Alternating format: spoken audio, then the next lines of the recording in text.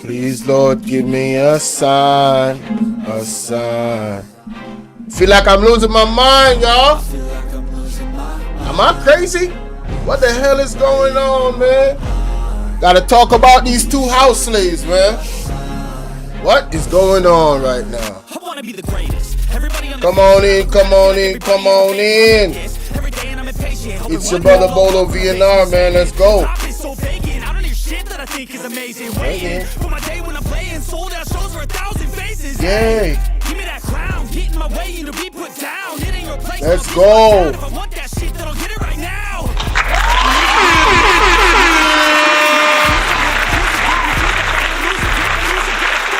Come on in. Is everybody in the world blind? Please, Lord, give me a sign. A sign. Give me a sign, Lord. Give me a sign. I feel like I'm losing my mind. Is everybody in the world blind? Please, Lord, give me a sign. A sign. Hey.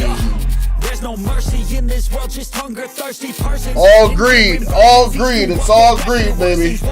Pull back the curtain and you'll see the different vermin. We all have different burdens that all seem to cause disturbance. Y'all do me a favor, don't treat me like a neighbor. Don't need the different flavors of your problems just to savor. I've got my own issues, I need a comb to get through. Don't need to groan with you, just go get your own tissue. I feel like I'm losing my mind. Is everybody in the world blind? Please, Lord, give me a sign, a sign. I feel like I'm losing my mind. Is everybody in the world blind? Please, Lord, give me a sign, a sign. That's it. The end of the song. Next time you sing along, trust me.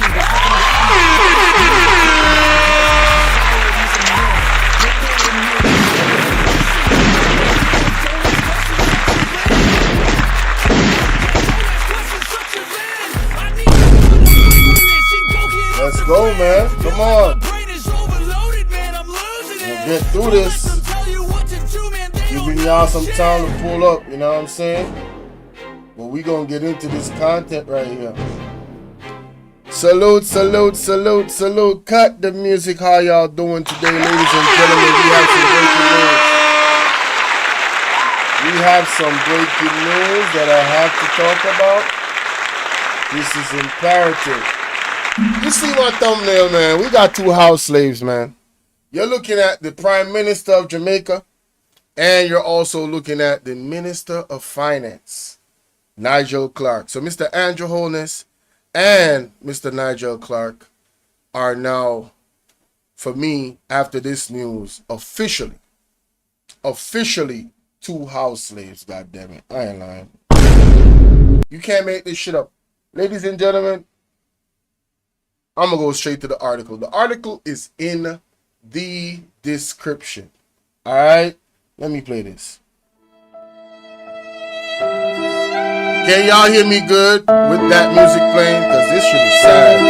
I'll probably turn it down. Hold on. Oh, yeah. Yeah, I got to turn it down.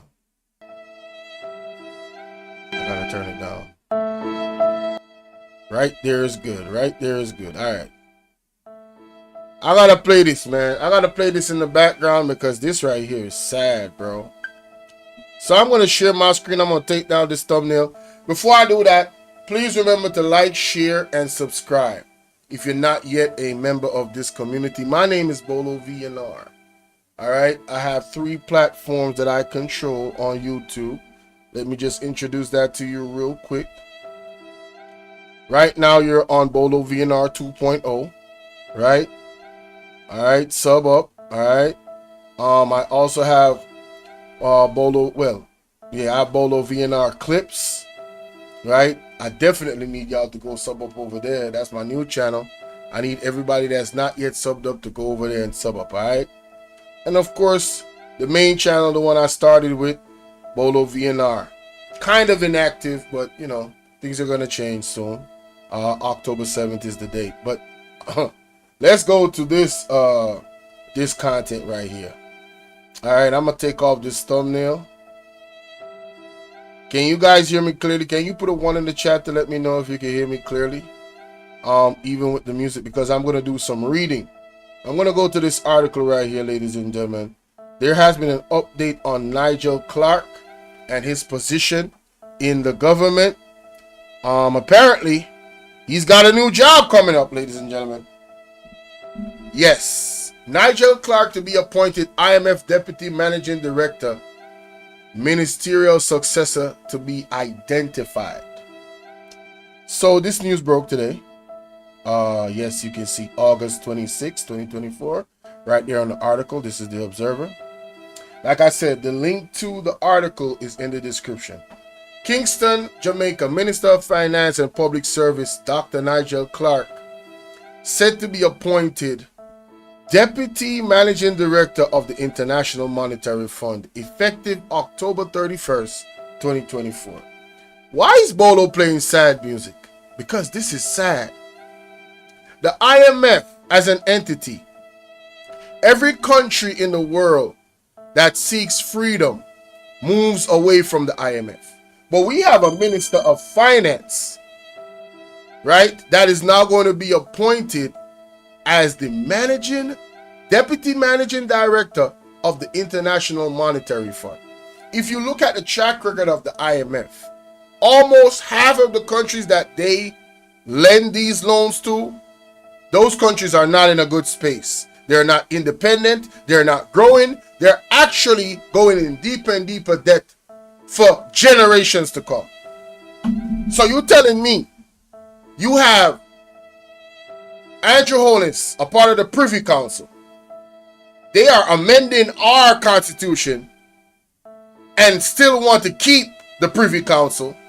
And he's another house slave. And now you got the Minister of Finance and Public Services becoming in the Deputy Managing Director of the International Monetary Fund. Man, you can't make this shit up.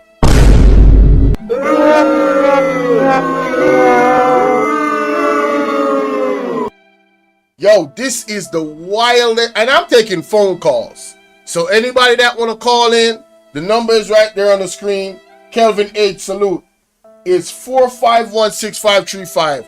I want to hear from you guys. If you know about this, right? I want to hear from you guys. What do you really think about this? This is my opinion that I am.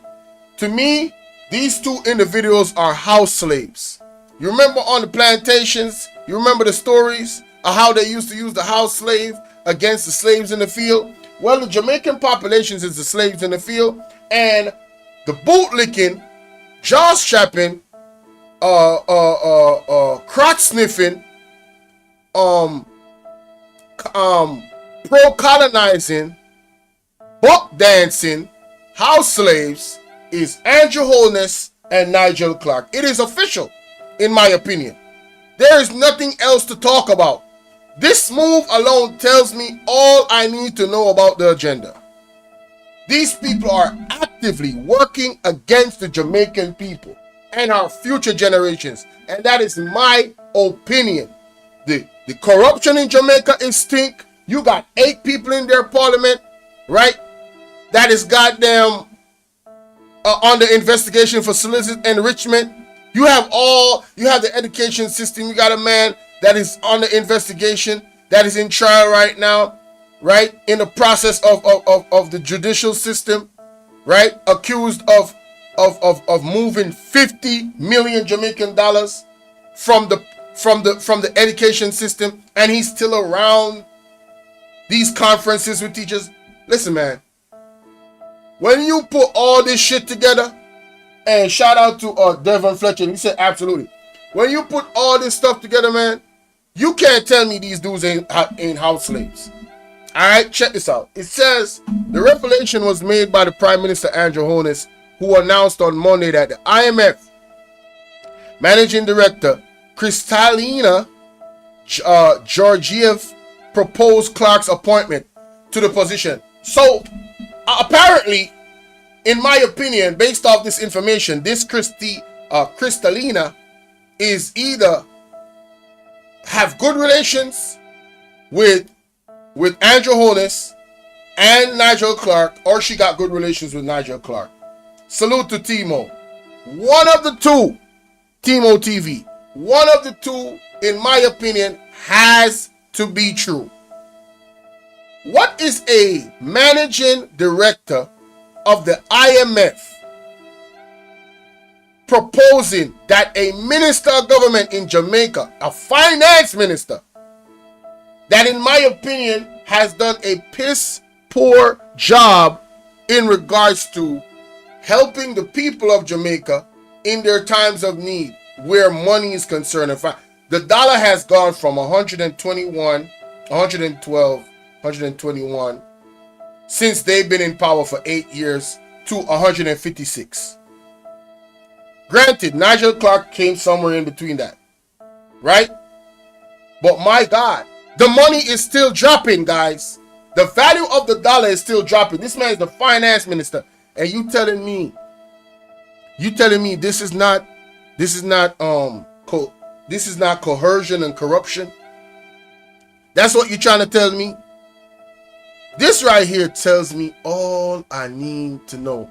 These dudes are sellouts. Like and share the video. All right.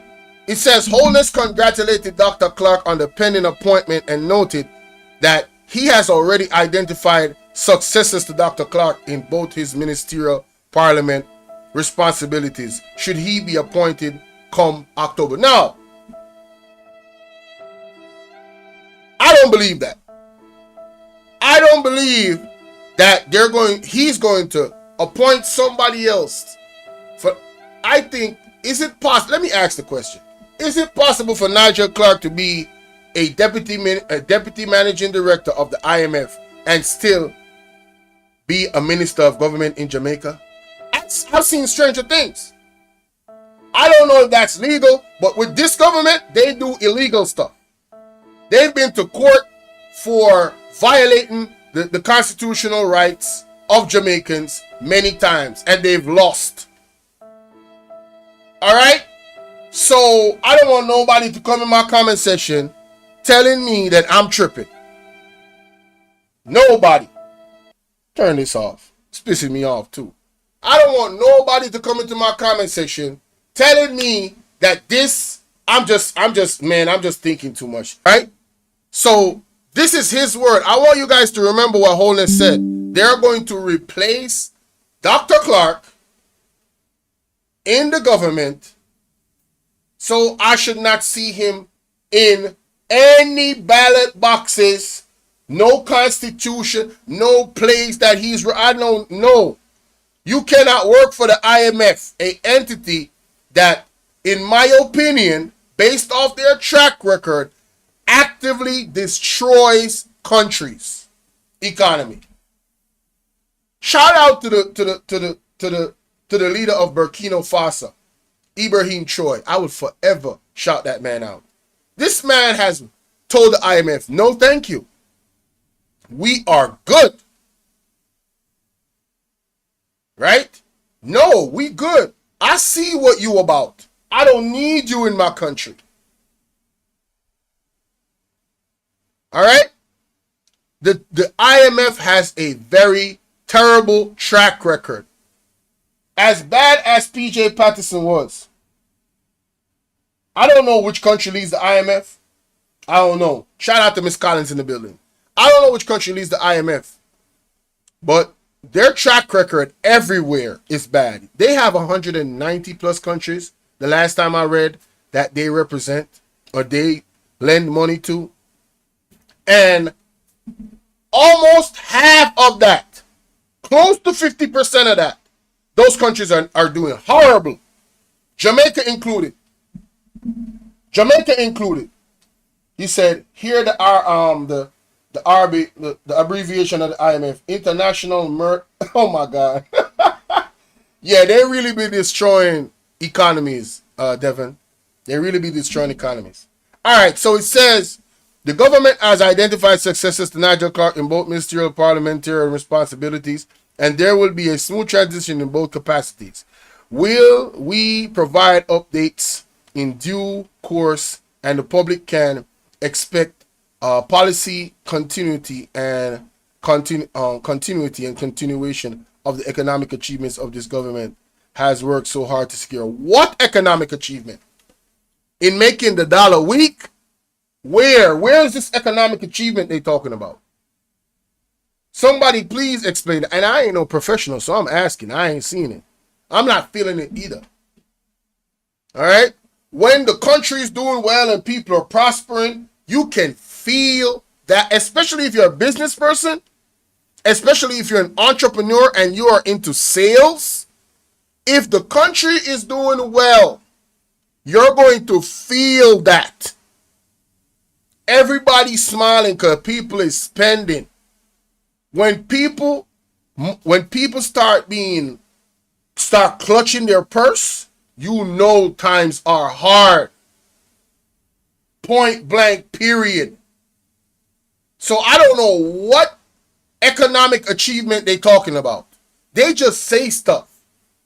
These two house slaves. Let me put back, man. It's because I want y'all to see this damn thing. But y'all see the thumbnail. It says the position of the deputy managing director is global in scope. No citizen of Jamaica, the Caribbean, or Central America has ever before served at this level in the IMF in its 80-year history.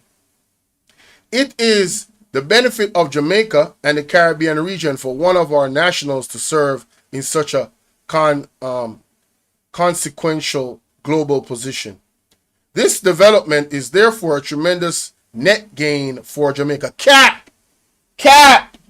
Stop the cap. Stop the goddamn cap. Stop the cap. Bro. No bullshit. I ain't with the bullshit today, bro. How is this benefiting the Caribbean and Jamaica? How? Somebody explain to me how we having somebody in that place benefits us. What can he do? And as a matter of fact, a better question is, do you trust him to do anything to benefit the Jamaican people? Or do you trust him to benefit him goddamn self? Right? What needle can he move in that organization? Do you know that when the IMF lends you money, there are extenuating circumstances, those fine prints, the do's and the don'ts, and in many cases, according to countries all around the world, they want to get out of it because it holds them back. Why you think P.J. Patterson, a former Prime Minister of Jamaica, or the PMP, was so happy when they moved away from the IMF? He actually did that. That's facts. They finished paying off the IMF. We were supposed to go into financial freedom. Stop borrowing from these mother effers. It must be, IMF must mean the international more effers. Because they be effing up our mother effing ass with these deals. I'm trying to man, listen, y'all don't understand, man. Y'all don't understand that this is bullshit, man. It says this development therefore is a true net gain, blah blah blah. Furthermore, this elevation of Minister Clarke demonstrates a depth, strength, and capacity of my administration. Hey, boy, ain't no fucking way, boy. Boy, ain't no way, boy. Boy, ain't no way, boy. Boy, ain't no way, boy. Boy, ain't no way, boy. Boy, ain't no way, boy. Boy, ain't no fucking way, boy. Hey, Timo said, in my opinion, they're claiming it's successful because their plan is to drive down the dollar there so they can basically buy and sell Jamaica goods dirt cheap and make huge profits. You have an excellent point, Timo, because the higher the rate is the same thing they did in Burkina Faso, the French, allegedly. So what they did, according to the Burkina Faso president, is that they made the franc so high in value compared to the Burkina Faso dollars, so they could buy the gold there and the minerals there dirt cheap. So cheap expenditure or cost for product that's of extremely high value, so they would increase their profits when they have it. Oh my God. Shout out to Timo for that comment. I like when I have brilliant people in the chat. All right? I like when I have people in the chat that have sense, that can add value to the platform. Shout out to you, my brother. That is the exact same thing they did to the Burkina Faso people, allegedly. So is it that these lands in Jamaica are being bought up by foreign entities dirt cheap? Because when you compare the US dollar to our dollar, I'm telling you right now, majority of Jamaicans do not own any land. We rent houses. Right? We're still, after all the slavery and everything, they have not given us back our land or the right to actually own land. That is the problem with the Constitution. Everything needs to change. This whole dirt, wicked system needs to be torn down. Shout out to the UIC and the UIC president. You understand what I'm saying? We can't continue like this, man. This is ridiculous.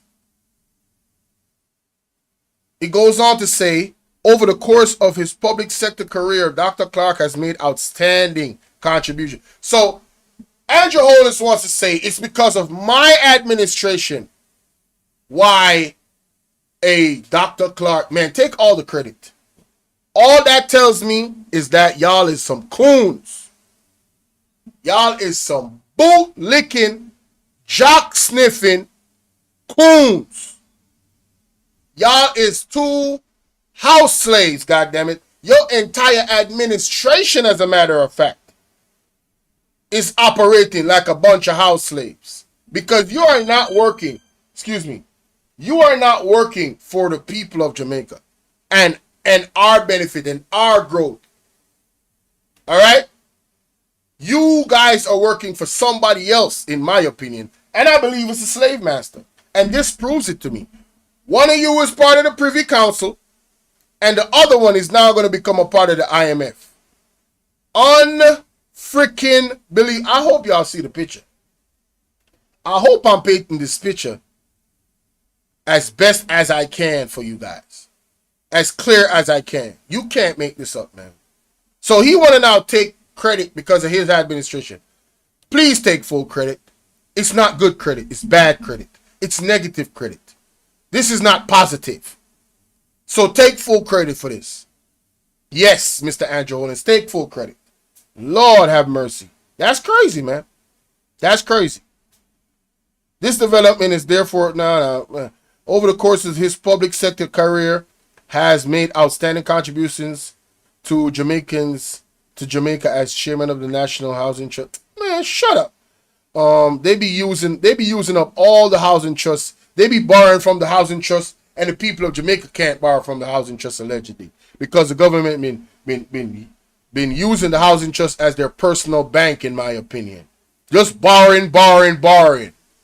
All right, and the Port Authority and also the Senator Ambassador of Economy Affairs and Minister of Finance and the Public Service. As the ambassador of the Economic Affair, he maintained the government's relationship with the IMF. Why is maintaining a relationship with the IMF such a positive thing? Somebody make that make sense. Now, you're not talking about borrowing from a family member that, you know what I'm saying, you can pay them back based off, that's family, right? They really want to see you win. All right, listen, I know you in a rough spot. All right, check this out. But your aim is not to keep borrowing. That is not the aim. Right? Minister of PR call the election now and stop crap. Give the ballot. Yeah, they need to call the election now. This is BS. But they're not going to. They're trying to do all types of PR. This is my Jamaican people, man. Listen, please. Please. I know there's a veil over y'all eyes. These people, in my opinion, is performing all types of rituals and things. And you hear they say there's great levels of evil and rituals being performed in high places. I believe they have y'all half asleep. Some of y'all a quarter asleep, some of y'all 3/4 asleep, and some of y'all all the way asleep. Borrowing from the IMF does not help us.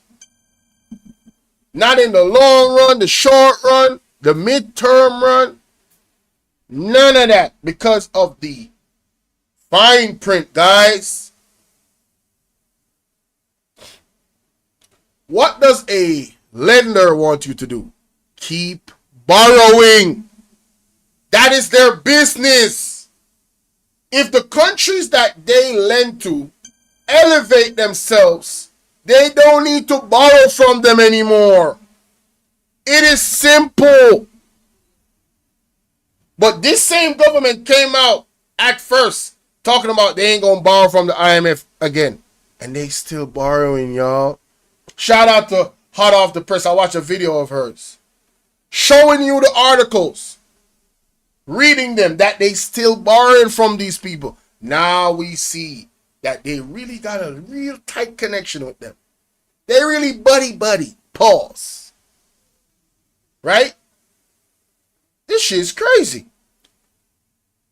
He maintained relationships, including early termination. He said what? As the ambassador of the economic affairs, he maintained the government's relationship with the IMF and other multilaterals at a critical time and negotiated key agreements in the 2016, including the early termination of an extended fund facility and entry into the precautionary standby agreement. So apparently his negotiation with the IMF pleased these people so much. I guess, in my opinion, he must have been a great sellout. So they're like, we need this man on our team. Mr. Dr. Nigel Clarke. That's my opinion. And I'm entitled to my opinion. Oh, this whole live stream is about my opinion. Let that be understood. It is my opinion that these two gentlemen, Andrew Holness and Dr. Nigel Clarke, both of them are house slaves on the plantation. And they're doing an excellent job in one, keeping you, a lot of you Jamaicans out there, keeping you blinded by politics and not looking at the collective and how things affect everybody. A lot of you are selfish because you get personal gains from supporting somebody. You know yourselves. Y'all know who you are. Y'all get personal gains from supporting these people. Right? So, F off with all of the rest of Jamaica. F off with everybody. No matter if crime is on the rise, they talk about crime is reducing. Listen, man. Stop the cap. Stop the cap right now. Stop the cap. No bullshit. Bro. Please stop the goddamn cap. I don't believe you. And a lot of other Jamaicans don't either. Because we see what is going on around us. Areas that used to never have crime. Crime is just like a flamethrower, goddammit. Like a goddamn asteroid from space just falling down, crashing in the earth in Jamaica. That is how crime is in Jamaica right now. Flames everywhere. Talking about crime being reduced 17%. Do you mean it's being increased 17%? I think y'all just put the wrong word in there. And it might be a typo error, so I will forgive you. But if you mean what you wrote, I don't believe you. That's cap. In my opinion, that's cap. Right? So we have all of these moving parts in Jamaica. And you telling me joining the IMF and becoming an IMF member is now such an amazing thing? What does that do for Jamaican people? Does that mean we're going to continue to have a great relationship in borrowing from this lender? So we're going to be forever in debt? Yo, listen, man. Yo, I don't think y'all hear me, though. What is going on right now, man? Jesus Christ. What is actually going on? All right, so it says, during his tenure as finance minister, he has driven substantial improvements in Jamaicans' macroeconomy fundamentals. Macroeconomy. The abolition and reduction of the distortion taxes, central bank independence, the fiscal commission, multi-layered disaster risk financing. So you're talking about the multi-layered disaster risk financing that did not activate when Beryl hit? Is that the multi-layered disaster thing you're talking about? All that money you wasted on that actual plan that did not help the people of Jamaica? You're talking about that same thing that was null and void, and we had to be accepting grants from other people that the people have still not seen. This is what you're talking about? Man, scratch that. And what do you mean by macroeconomic fundamentals? Macro is the large, micro is the... So the micro would be the people of Jamaica as a collective. So what about the microeconomic fundamentals? Why is it only macro? Public body governance, public body rationalization. What the hell is these people talking about?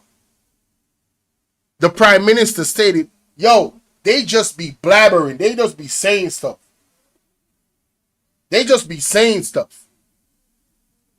I don't know what they talking about. Man, let me get out of this. I was looking for a video to see whether or not anybody, there was like a video of this. Nigel, oh no, that's mine. Nigel Clarke,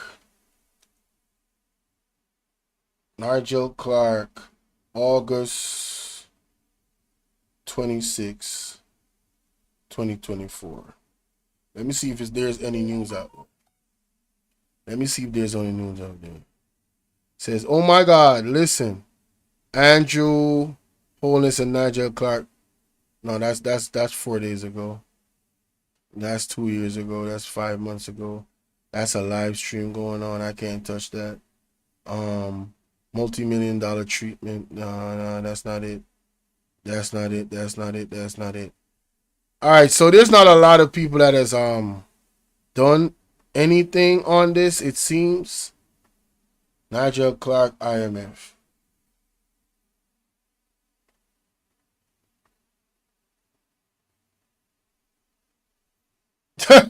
Shout out to Partnerjaw TV. Says Nigel Clarke smelled the rat leaving the government for the IMF big job. Finance Minister Nigel Clarke resigned to accept historic IMF appointment. Let me hear what this person is saying. Let me play some. Let me get this over here. I'm gonna come out of this. Yeah, let me go here so I can see the chat. I'm gonna put up my overlay because I want y'all to see my overlay. God damn it! Yeah, I want y'all to see my overlay. Yep. In all its glory. Yes, Lord. This shit crazy for real, bro. I'm telling you. Country wanna blame artists. Shout out to the 34 watching, please. Hello, JPU family. Welcome. Shout out to the 34 watching. Please like to 38. Please like and share the video with 10 people. And while I got your attention, I'm gonna share something with you guys that you probably didn't see that's super important about an impending threat on Jamaica in terms of a man-made disaster. All right, and this is a what you call a prophecy. All right, so stick around. Let's get it. Let me see what this person talking about. to another episode of Jamaica Politics Uncovered. Guys, we have some breaking news. Breaking news. Dr. Nigel Clarke, Finance Minister of Jamaica, has resigned because he has accepted a position at the IMF. Let's see what it says. Posted on the IMF's website, it says, headlined here, IMF Managing Director proposes appointment of Mr. Dr. Nigel Clarke as Deputy Managing Director. Washington, D.C., August 26, 2024. The Managing Director of the International Monetary Fund, IMF, announced today to the Executive Board her proposal to appoint Mr. Nigel Clarke to the position of Deputy Managing Director effective October 31st, 2024. He will succeed Ms. Antoinette Seye, who, as previously announced, steps down on September 12th. In announcing her selection of Dr. Clarke, Ms. Georgieva said, quote, Mr. Clarke is an exceptional public servant and policymaker with proven leadership in institution building and economic crisis management, who has stewarded his country's economy to a stronger and more sustainable position. Since 2016, he has been the IMF's Yo, it's chief so hard to hear BS. counterpart. It's so hard to hear the BS and the lies in these articles and not say anything. What has this man done for the economy? What has he done for the dollar? What has he done? Not a goddamn thing. Successive and historically successful programs for Jamaica, including an extended fund facility, precautionary standby arrangements, and most recently, Mr. Clarke has been Jamaica's Minister of Body Governance, Public Procurement, first small country to independently sponsor Board of Governors of the numerical analysis was a Jamaica independence scholar. So with that, we say congratulations to Dr. Clarke. As you saw in the earlier part of the video, the Prime Minister of Jamaica wished him congratulations and thanked him for his service, and also acknowledged that he's the first Jamaican and first person from the Caribbean to be chosen for that appointment. So JPU says congratulations to Dr. Clarke. And this is good, not just for What is JPU? What the, yo, I'm gonna come off this shit because I'm not hearing nothing. Not like, what is good about I heard this from a credible source years ago, that when Nigel Clarke, ventured into politics, he tried to join the PNP, and I don't think it worked out because I don't want to say. Man, he always. This is politics. That's what this is. This is politics. That's what. Listen, I'm opening up the phone lines, y'all. I'm opening up the phone lines. This person is talking politics. This person is not talking the real. Yeah, I'm sorry. Yeah, I had to come off that. Congratulations, my ass. Man, get the hell up out of here, respectfully. I'm talking about respectfully. Yeah, let's get the hell up out of here. Yeah, I don't want that link in my shit. So, these are the two house slaves, ladies and gentlemen. I ain't gotta be long. I need y'all to call in and let me know what y'all think about this situation. My number is 451. I'm gonna put it in the chat. You call me on WhatsApp. And you can call me straight. Can you call me straight? You can call me straight too, if you don't have WhatsApp. That's my number right there. 451-1876-451-6535. All right.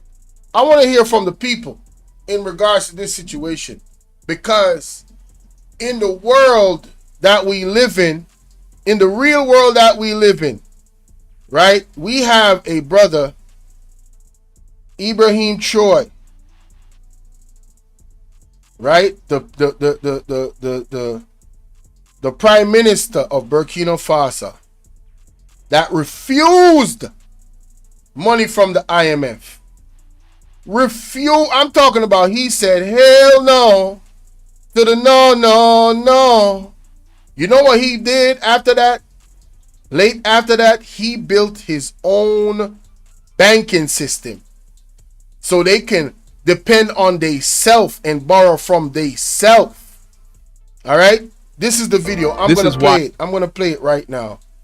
This is a real leader, but now we have these coons, right, in government in Jamaica, right, that they want to not only borrow from the IMF, but they want to also, as of join 2023, the IMF. Africa's total debt. Right? Listen to this, y'all. Let me play this for y'all. This is Burkina Faso. This is Ibrahim Choi. This is a real leader that is liberating his people. You guys make sure you go and check him out. Let me scale. Oh shit. Let me scale this down so you can see it. All right. Hey, Cerny Garden, thank you for being here. Appreciate you. All right, salute. All right, let me take this over here, man. Let me show you a real leader, man. Let me show you what real leaders do, man. All right, let me show you what real leaders do. That amounted to about $1.8 trillion. Interestingly, as high as this figure may seem, it is actually lower than any world region. It would surprise you to know that Germany, a country in Europe, has a debt stock of about $2.9 trillion, which is far greater than all the debts of African countries put together. However, the problem is that African countries' debts are burdensome and put a lot of pressure on their economies because they are mainly owed to international rather than domestic lenders. Did you hear what the man just said? Germany has more debt than Africa. But the reason why he puts a strain on Africa is because they borrow the money from international entities like the IMF. With all these different fine prints. I want to play that again, man. This is education time, baby. Let's play that again. As of 2023, Africa's total debt amounted to about $1.8 trillion. Africa's total debt. The entire Africa's total debt is $1.8 trillion. Listen to what the man's saying. Like and share this video. Share this video with 10 people.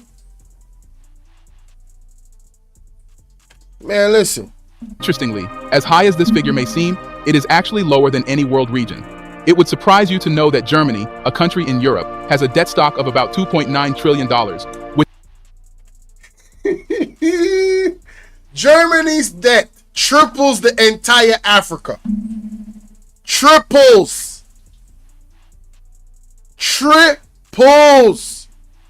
Why is it that Africa cannot be free of this debt? Listen. Which is far greater than all the debts of African countries put together. However, the problem is that African countries' debts are burdensome and put a lot of pressure on their economies because they are mainly owed to international rather than domestic lenders. In contrast, developed countries such as Germany, the United States, and the United Kingdom usually borrow from domestic creditors. And the difference between these two is that external lenders prefer to lend to developing countries in their own currency or international hard currencies, such as the dollar, while domestic lenders lend using the country's local currency. You hear that? The overseas lenders lend you in their dollars, while their dollars exceed the value of your dollar. So it puts an extra strain on you to actually pay back that dollar. Because guess what? The US dollar keeps going up. So if you borrowed $1 trillion from the IMF and you're supposed to pay them back $1.8 trillion, it's not the same money in value as it was when you borrowed it. When you're paying it back, the dollar might go from 156 to 200. So this keeps our people in constant debt for generations to come. My people, please wake up, man. It is not hard math. Borrowing from the IMF, having a good relationship with the IMF, having a minister of government join the IMF, none of this is positive, in my opinion. Not even a little bit. We're talking about having children that have not yet born already in debt. Like the video, share the video with 2 people, 5 people. My Jamaican people need to hear this. This is absolutely ridiculous, bro. And people is celebrating this shit. Man, you gotta be kidding me, man. Listen some more, man. Now, more than 30% of Africa's total debt is owed to so-called development organizations like the World Bank and IMF, whose loans usually come with certain conditions that African countries must fulfill. Are you a low-skilled worker looking to immigrate to Canada? Look no further. This video will discuss the... According to reports, these loans from the IMF and the conditions attached with them have contributed massively to the bad state of most African economies. This is why Thomas Sankara, in his critique of debt, stated that debt is neo-colonialism, in which colonizers have transformed themselves into technical assistants. Under its current form, controlled and dominated by imperialism, debt is a skillfully managed reconquest of Africa. And this is why during his reign as Debt is a skillfully managed. Listen to what the man just said. imperialism, debt is a skillfully managed reconquest of Africa. Debt is a skillfully managed reconquest of Africa. Debt is a skillfully managed reconquest of Jamaica. I don't care which country you put behind that. It's a skillfully managed reconstruction, or not reconstruction, but getting back that place that you owned as a slave, as slave owners. This is the game, y'all. Timo TV said, financial enslavement is the modern day slavery. Notice how they really capitalize this on black countries more than others. Ding, ding, ding, ding, ding. Bingo. Most of German debt is to the U.S. No. It's not to the U.S. The Germans are smart. The Germans borrow from themselves. You're going to hear in the video, the Germans borrow from their own bank, bro. So they borrow from their own currency. So it doesn't matter how long they got to take to pay it back. The money is going back in the country anyway. There's no extenuating circumstances, any fine prints that's going to hinder the country from growing. They are literally borrowing money from themselves. But the countries that borrow from the IMF, a large majority of them, almost 50%, are not in a good place. Jamaica included. And these people are telling me about Nigel Clarke becoming the deputy managing director of the IMF, as if that is a good thing? Man, F that. That tells me a lot. Formed, controlled, and dominated by imperialism, debt is a skillfully managed reconquest of Africa. And this is why during his reign as president of Burkina Faso, Sankara rejected loans and assistance from IMF and World Bank. Bingo! The man understood what time it is. He rejected loans from the IMF and the World Bank. Africa is waking up and running out the slave colonizers and all of their entities that they use to skillfully reconquest these land masses because of the wealth. And now we got 700 billion barrels of oil in Jamaica. Hello. This move right here, Nigel Clarke becoming a member of the IMF, man, you can't tell me that that's not lined up with what's going on with the oil situation. Y'all can't tell me nothing. All right? This is my opinion.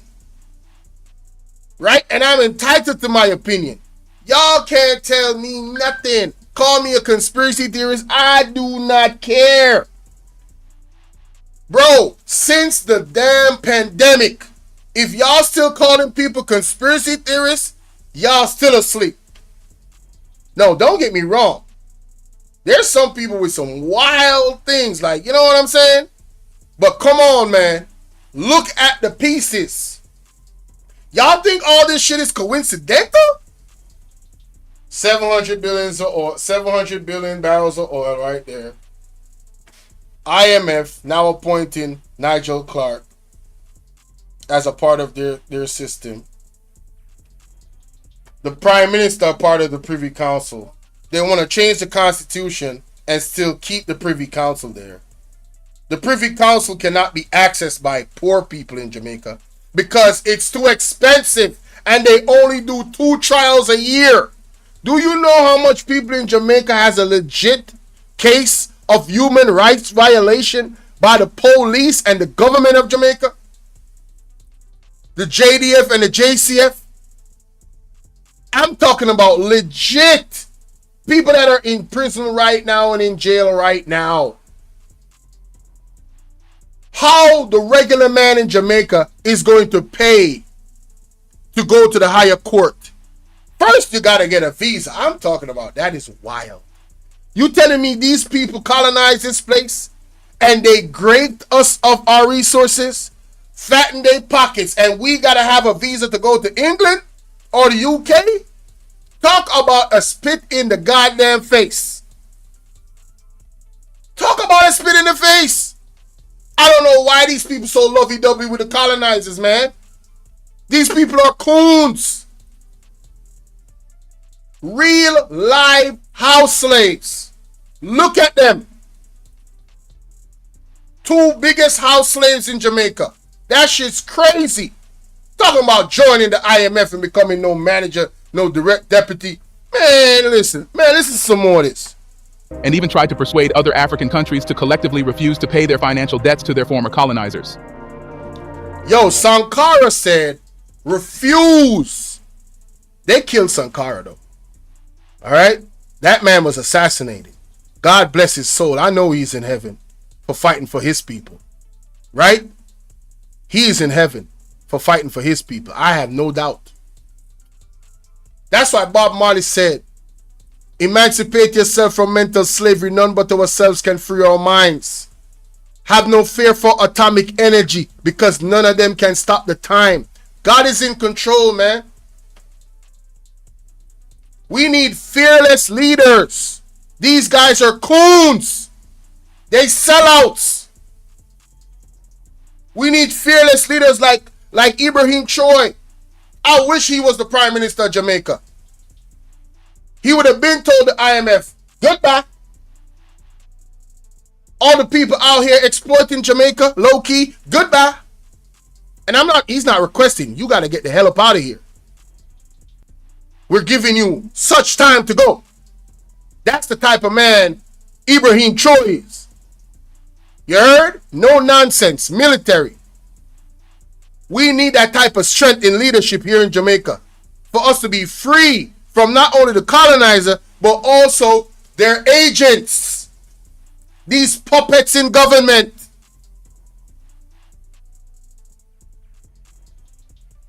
Do you know how much people the police has unalived in Jamaica from the year it started? There has been an increase in people getting unalived by the police in Jamaica. And the words that uttered by Horace Chang and the Prime Minister does not help the situation. Their words put fuel to the fire, in my opinion, of and already some of the police that are so aggressive towards citizens. Right? The relationship between the citizens and the police, for the most part, is not a good one. I don't have a bad relationship with the police in my area. Personally, I do not. But the fact of the matter is, it is what it is. The reality is what it is. There are allegations in Jamaica to how Jamaica is corrupt. It's floating around that the government has a death squad in the JCF and the JDF, allegedly. What kind of shit is that? Allegedly, you telling me people out here really believing that the JCF and the JDF got a death squad in it ran by the Prime Minister? It's not that it is true. It's that people actually believe it.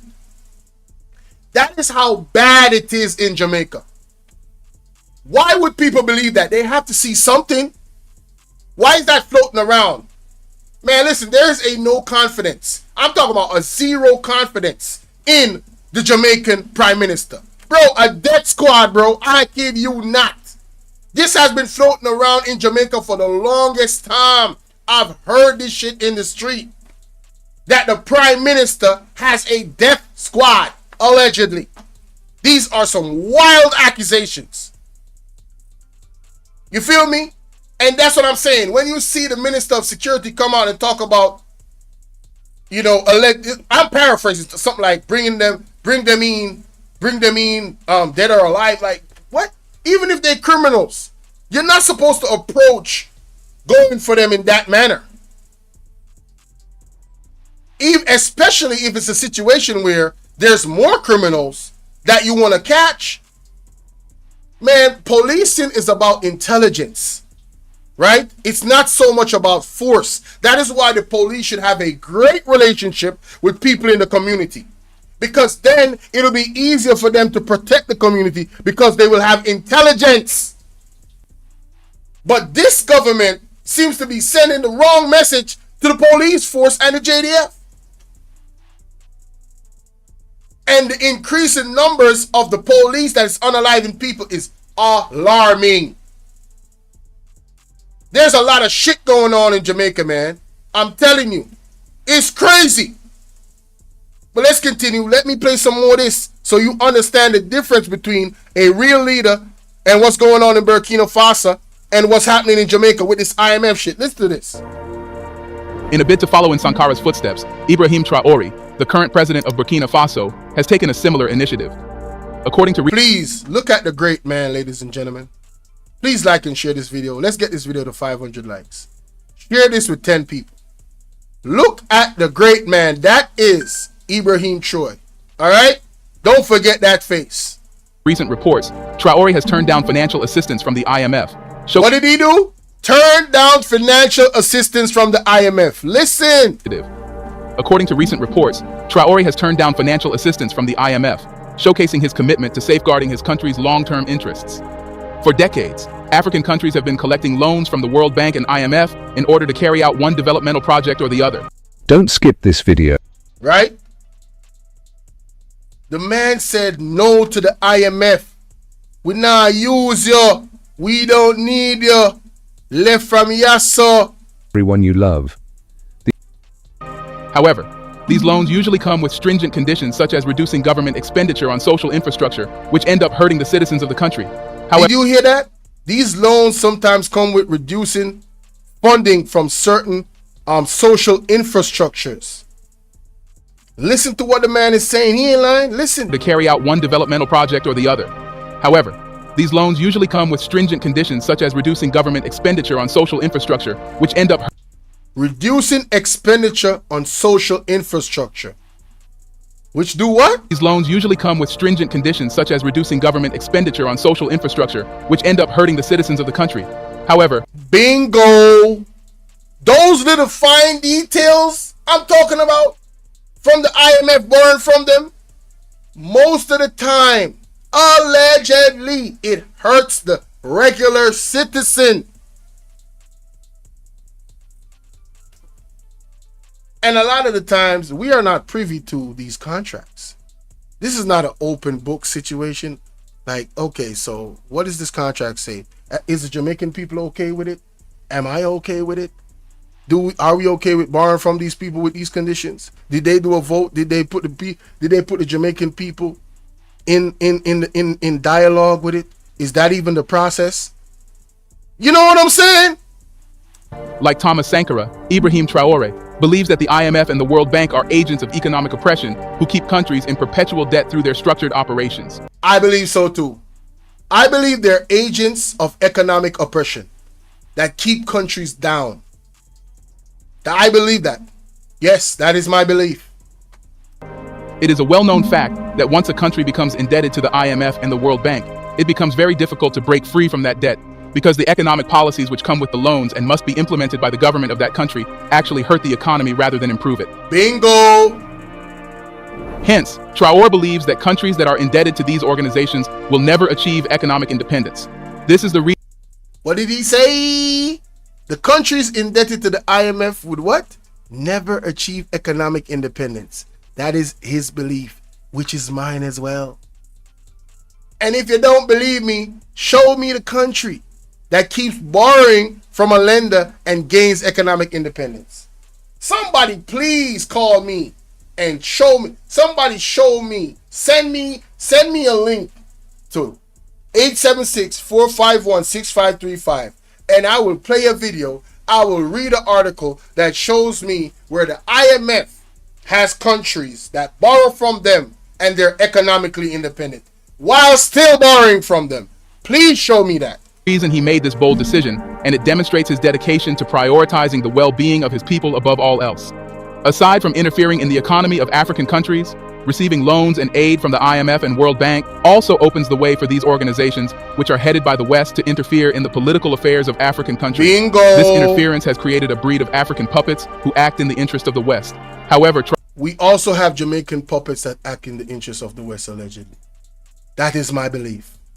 I believe these two dudes is fitting the bill of that exact thing he's talking about. That is my belief. Traoré has been quite vocal against the interference of the West in African matters and has made it clear that he will not tolerate any form of Western intervention in his country.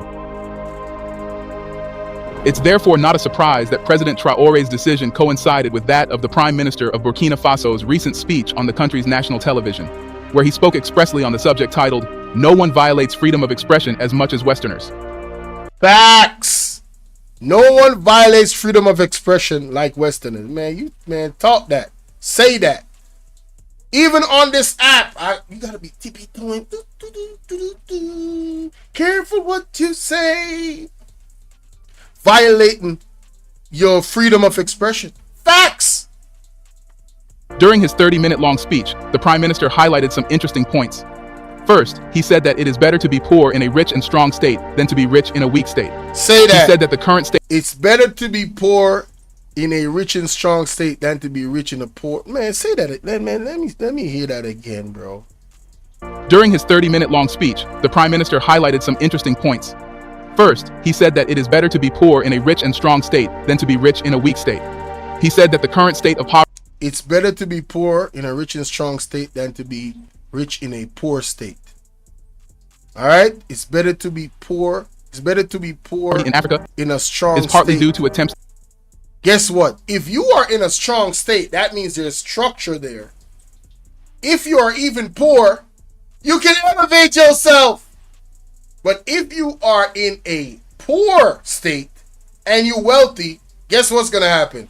More than likely, if you stick around, you're going to go down. All right? Nah. If you are rich in a poor state, yeah, your money going down, son. Your money going down, I'm telling you. Your money going down. To weaken African leaders and destabilize regimes. During his 30-minute long speech, let me say that again, because this is where individualism and selfishness takes over, right? Listen to the logic. Listen to what the man's saying. Prime Minister highlighted some interesting points. First, he said that it is better to be poor in a rich and strong state than to be rich in a weak state. You got that? You got that? Because if you're in a weak state, bro, your money is gonna be done, son. They are gonna take your money. I'm telling you. All right? There's no structure. All right, let me give you a perfect example. Why you think 50 Cent left New York? New York is in a poor state. But he rich though. But they taxing the hell out of him. Them policies is crazy. Why you think they moving away from LA? Because it's in a poor state. Listen to the logic, bro. But if you poor and you in a rich state, you can always elevate yourself to wealth. Listen to the logic. I hope you get it. He said that the current state of poverty in Africa is partly due to attempts to weaken African leaders and destabilize regimes. A strong state is therefore a guarantee of security and stability of institutions. A strong state is a guarantee of stability of institutions. It's okay if you don't agree, bro. It is also a factor of development.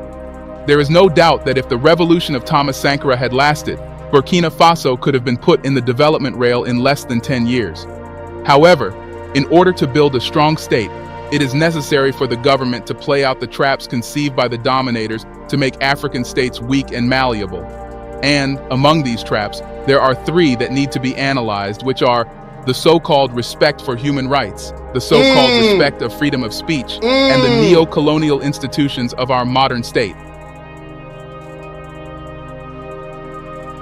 The Prime Minister further noted that if human rights were not known in Africa, Europeans would not have come to find kingdoms and organized societies with brilliant civilizations and post-colonial African art, which dazzled the Europeans to the point that they stole these works of art to fill their museums and salons of aristocrats. Without an elaborate social organization that respected the rights of each social category in African societies, they would not have been able to achieve the results they had. However, the Prime Minister said that today human rights have become an instrument of control of third world societies in the service of the West. They allow the West to have the guarantee that its local values, some of which are directly financed by the West and others indirectly by distorted procedures, will have the latitude to carry out their activities in order to infiltrate state activities and weaken the state for their benefit. He then went on to cite examples of countries like Cuba, Nicaragua, Venezuela, and Iran, which have been able to face all attempts of destabilization due to their strong state and visionary policies of their leaders. The Prime Minister... You see that? Those strong states withstand the colonizer. Those strong states withstand the evil that is coming in to try and destroy the people. This is why it's better to have a strong state, because the state is going to protect you. Hey, listen, man. Hey, just, you know what I'm saying? Think about that. Think about that. Minister further articulated a detailed perspective regarding the state of fundamental and human rights in Burkina Faso as compared to the West. He emphasized that in Burkina Faso, fundamental rights are yet to be addressed, highlighting the essential aspects of human rights, including access to food, healthcare, education, and adequate housing for the citizens.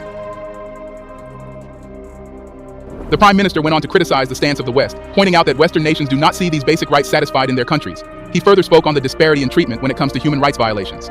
He said that in the West, violations are usually overlooked or handled with measures to maintain order, but similar violations in other regions are subject to severe condemnation. This clearly... That is true. That is true. They low-key be violating people's human rights. Just look at the pandemic. That was a big human rights violation. Shout out to SJ in the building. Right? The pandemic was a big human rights violation. It went against the Constitution. It went against all of that. All of that. But mom's the word. Nobody sanctions the sanctioner for violating people's human rights. But they selectively attack countries like Africa under the guise of human rights so they can come in and grate the resources, to come in and take over the powerful positions. Think they slick. And we have two coons. Look at these two coons on the thumbnail, man. That is, in my opinion, actively working for the slave master at this point. I heard years ago from somebody that's connected to the government. Lives in the States. All right. He's a friend of the family. All right. You know those people that got that exec type of connection? Yeah, he said Jamaica is going to come to a point where only rich people can live here. I never forgot he said that. My mom reminded me of that the other day. But I never forgot that he said that. When she said it, I said, I remember that. You're absolutely right. He said, good afternoon, Bolo and the platform criminal leaving criminal office for information so Andrew can get all-inclusive. Goddamn, Sharon Robinson. Now that's another perspective right there. I never thought about that. Is a double standard on the part of the West, and there are many examples that highlight this. He gave an example of the United States, where individuals deemed a threat to national security are eliminated without due process, and there is little or no international scrutiny on these obvious acts of human rights violations. He also gave historical and even recent acts of foreign interventions by global powers like the United States and France in various countries, which these damn ads. All the links to the video of these videos are going to be in the description. Specifically, the Prime Minister mentioned France's involvement in coups across Francophone Africa, as well as its support for terrorism in the Sahel region, which has resulted in thousands of deaths and presents an ongoing challenge for the present populace. But that's not all. Even within France itself, the Prime Minister noted that there have been several instances of domestic unrest and government actions, citing examples of the Yellow Vest protest in 2018 and the controversial death of Jean Nahel in 2023, which led to further social upheaval in France. According to reports, there was excessive use of force and even torture to suppress protests, all of which suggest a lack of accountability for human rights violations within France. So you telling me France out here violating their own people, allegedly, and there was no sanctions from the West? There was nobody coming down on them? Do you see what's happening in France right now, y'all? You see what's going on in these French streets? Oui, va, oh. Do you see what's going on? I don't know no French. I just know oui. You know what I'm saying? But I'm just saying, do you see what's going on? Y'all better do y'all research. Yo, it's crazy what's going on in France. The people are Wait a minute. We got 115 people watching, and we only got 50 likes. Man, come on, man. Ain't no way. Ain't no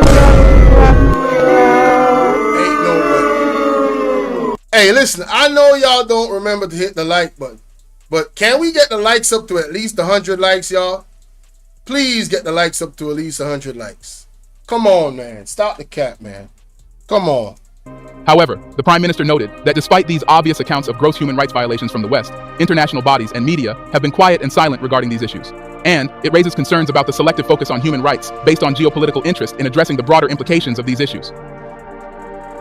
Only 33 likes? What in the world? Nah, man. I can't have so much haters watching me. I know y'all ain't haters. Y'all just forgot to hit the like button. But we're going to take a natural pause. All right? I'm going to check the goddamn like button. Yeah, so yeah, we're going to take a natural pause, ladies and gentlemen. Yeah, I need these likes up. I need these likes up. This right here is real content right here. All right? This is real information. All right? Show some appreciation, goddamn it. Ain't no goddamn way, man. 33 likes? That is wild. That's actually wild. Come on, man. I'm gonna drop the link to the video in here, right? Yeah, let me go to this actual video right here. Let me go to this actual video right here, see what's going on with it. All right, here we go. Right? All right, so we got 42 likes. All right, I see y'all boosted it up. Let's go. It don't take a minute, guys. It don't take a minute. Come on now. Smash that like button now. We got over 100 people watching. Let's go. Smash that like button. Come on, 42 likes, 105 people watching. We got bro, roll the ball. He said roll the ball. Larone Clarke. We got new subs in the building. Salute. Bolo, do a like survey. When you start your live, then you will see what's going on. Yeah. So I'm doing a like survey right now. I need at least 80 likes. We can't have that much haters watching. We can't have that much haters watching. Come on, man.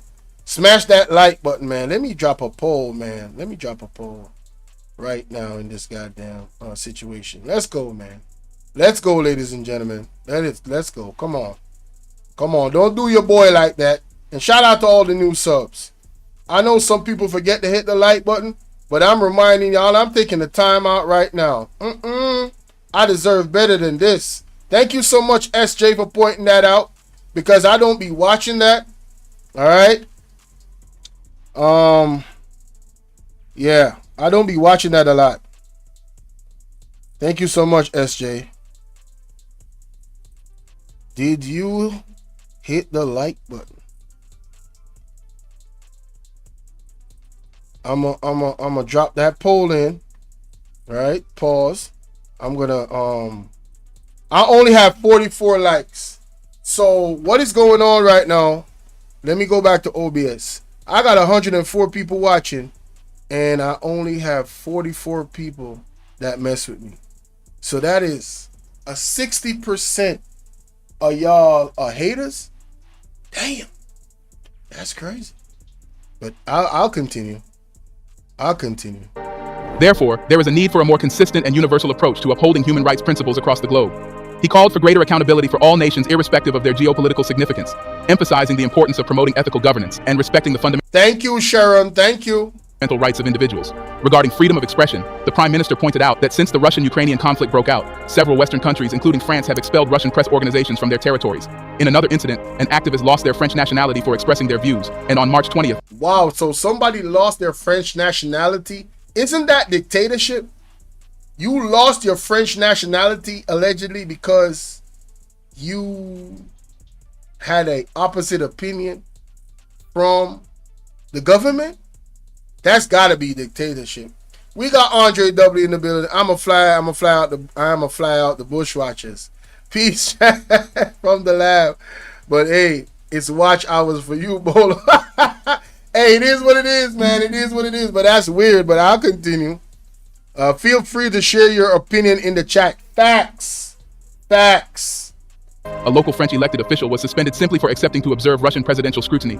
All these actions are clearly human rights violations. Yet, did France receive any condemnation? How many media houses carried the news? However, when Burkina Faso suspended BBC and VOA media, all the Western media houses carried the news. Oh, and for all the people, it's not only liking the video that you support the platform. You watching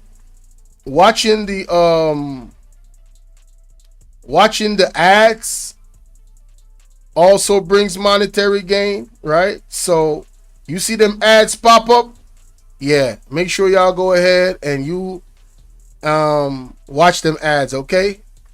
Criticizing and the donation link is pinned at the top of the comment section for those that want to support the platform monetarily, and your donation will be read on the screen. And let me give you an example of that. It's an anonymous link, so you don't need to have your name. Last person that donated is my brother Andre W. This right here. I think Bolo is live, but if anybody has Bolo's cash app, can you drop it in the chat? Because I pay my taxes, bitch. Let's go. Let's go. Andre W. tip $10. Donation for any song the ladies or you want to play. Yeah, that's for the Jam Session Wednesdays right there. Shout out to my brother Andre W, always supporting. So that's how your donations will be read out when you hit the link at the top of the comment section. So you can donate to support the platform. All right, let's continue. Military government. Oh no, I don't need to continue on this. So you heard it in its entirety. The Burkina Faso president is in no dealings with the IMF. There's other countries in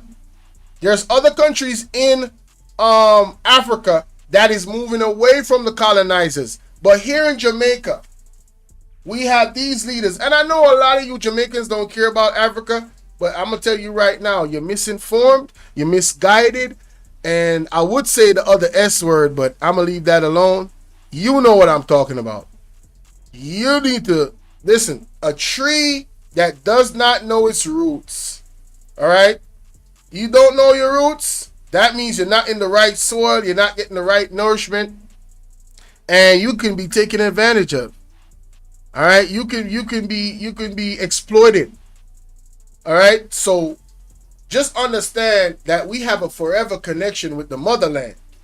All right, especially us here in Jamaica with the transatlantic slave trade. Man, listen. Please pay attention to what's going on in Africa. You see what happened? Because I'm favored by God. Like when I see people, shout out to the new sub. You know what I mean? Like I don't want to look at nothing I don't want to have. Lerone Clarke subscribe to the channel. Shout out to Lerone. Salute. We got Ryan Campbell in the building. Salute, salute, salute. So let me land my plane. Andrew Holness being a part of the Privy Council, in my opinion, he is he's a member, he is a driving force for the colonizer, right? Trying to change the Constitution to still keep the Privy Council. Dr. Clarke now going to the IMF in October 31st, resigning from his post to go to the IMF as the deputy director, an entity that does not aid in the development of Jamaica, because you can see it and you can see the people crying out for years and years and years. Us borrowing from them has not built this country up to have our people prosper. Point blank, period. Okay? Period. Period. Right? You see a real country in Burkina Faso and a real president, a real leader, a real man of integrity. We're not even going to talk about the fact that you have allegedly eight people in this government in Jamaica that's under investigation for illicit enrichment. We're not even going to go there. We're just going to stick on the entities that they are now aligned themselves with. Is Nigel Clarke going to be an agent for the IMF that's directly linked to the government of Jamaica? Do you think that Andrew Holness, this This is one of his best friends, allegedly, right?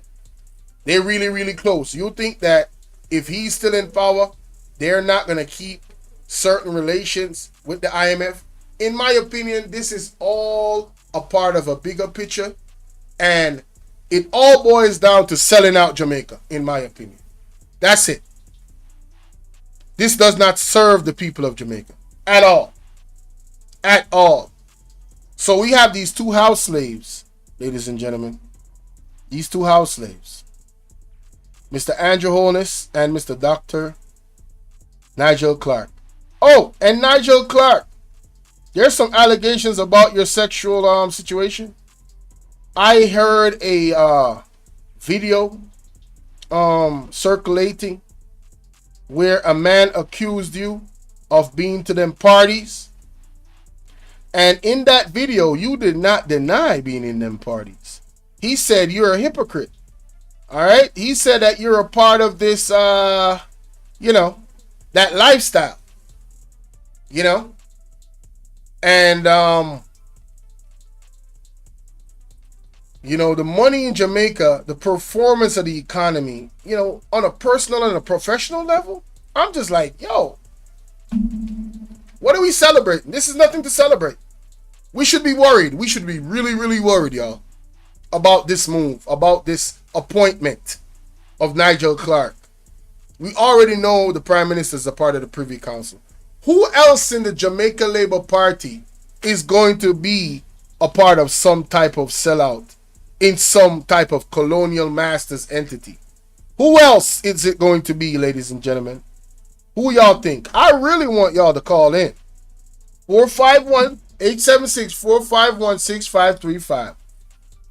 If you call in on WhatsApp, it's way better because I have it on the computer and guys, people will be able to hear you clearly. But if you call me on my phone, it's not going to be so good because I have to put the phone right here beside the mic. And yeah, that's not really the best way. Or I'm going to extend the invite out to people to hit the, man, what the hell is wrong with this goddamn net? Is that what they call it in the South? Net? Goddamn net? StreamYard. So let me, I'm going to tell the people that love to like come up and try to take down people's channel. Don't even try it because I'm not going to show my StreamYard. All right? I'm not showing my StreamYard. What is the question again? What question? Oh, see, maybe him find a... Yo, shout out to y'all, man. I don't know. I'm just saying. You know what I'm saying? 4 ways to support. Like, watch, chat, and donate. Tell them, SJ. Let them know, baby. The donation link is pinned. You heard me? The donation link is pinned. So this is the StreamYard link, y'all. Y'all can hit that StreamYard link and come up and let me know what y'all think about this situation. It is my opinion that these two are house slaves and they're working for the slave master. And this is yet another move to keep Jamaican people for years to come under immense oppression, financially and otherwise, especially financially. And I believe that this move has a lot to do with the oil, the 700 billions of barrels of oil deposit that they found and estimated. But, ladies and gentlemen, I want to show you this. Yes, I want to show you this queen right Hello here. and welcome. I'm Dr. David Costa, the Dean and CEO here at Robert Mr. Kennedy David College in Costa. Zurich, Switzerland. And I'm here today to introduce... Pulling all the things back. You want to say it will correct some way or the other. He will always warn. Whether the message go through, whether, people want to receive it or not. But he... So I did a video. Let me read what Andre W. said, because he said a lot. He said, it's amazing the French consistently get away with stuff. Man, talk about it. Look on Montego Bay Air Runaways. It's a national disgrace. Damn. Hey, Sharon, you want to hit the link? You want to call me? You want to call me and talk about that? What is the question again? I don't know. I don't know what I said there. Andre W says, especially with Haiti, it's always inside threats that always doing the most when it comes to the people. Facts! Facts! It's always the inside threats. Thank you to the 60 people that hit the like button. Thank you so much. Now I want to show you this queen right here.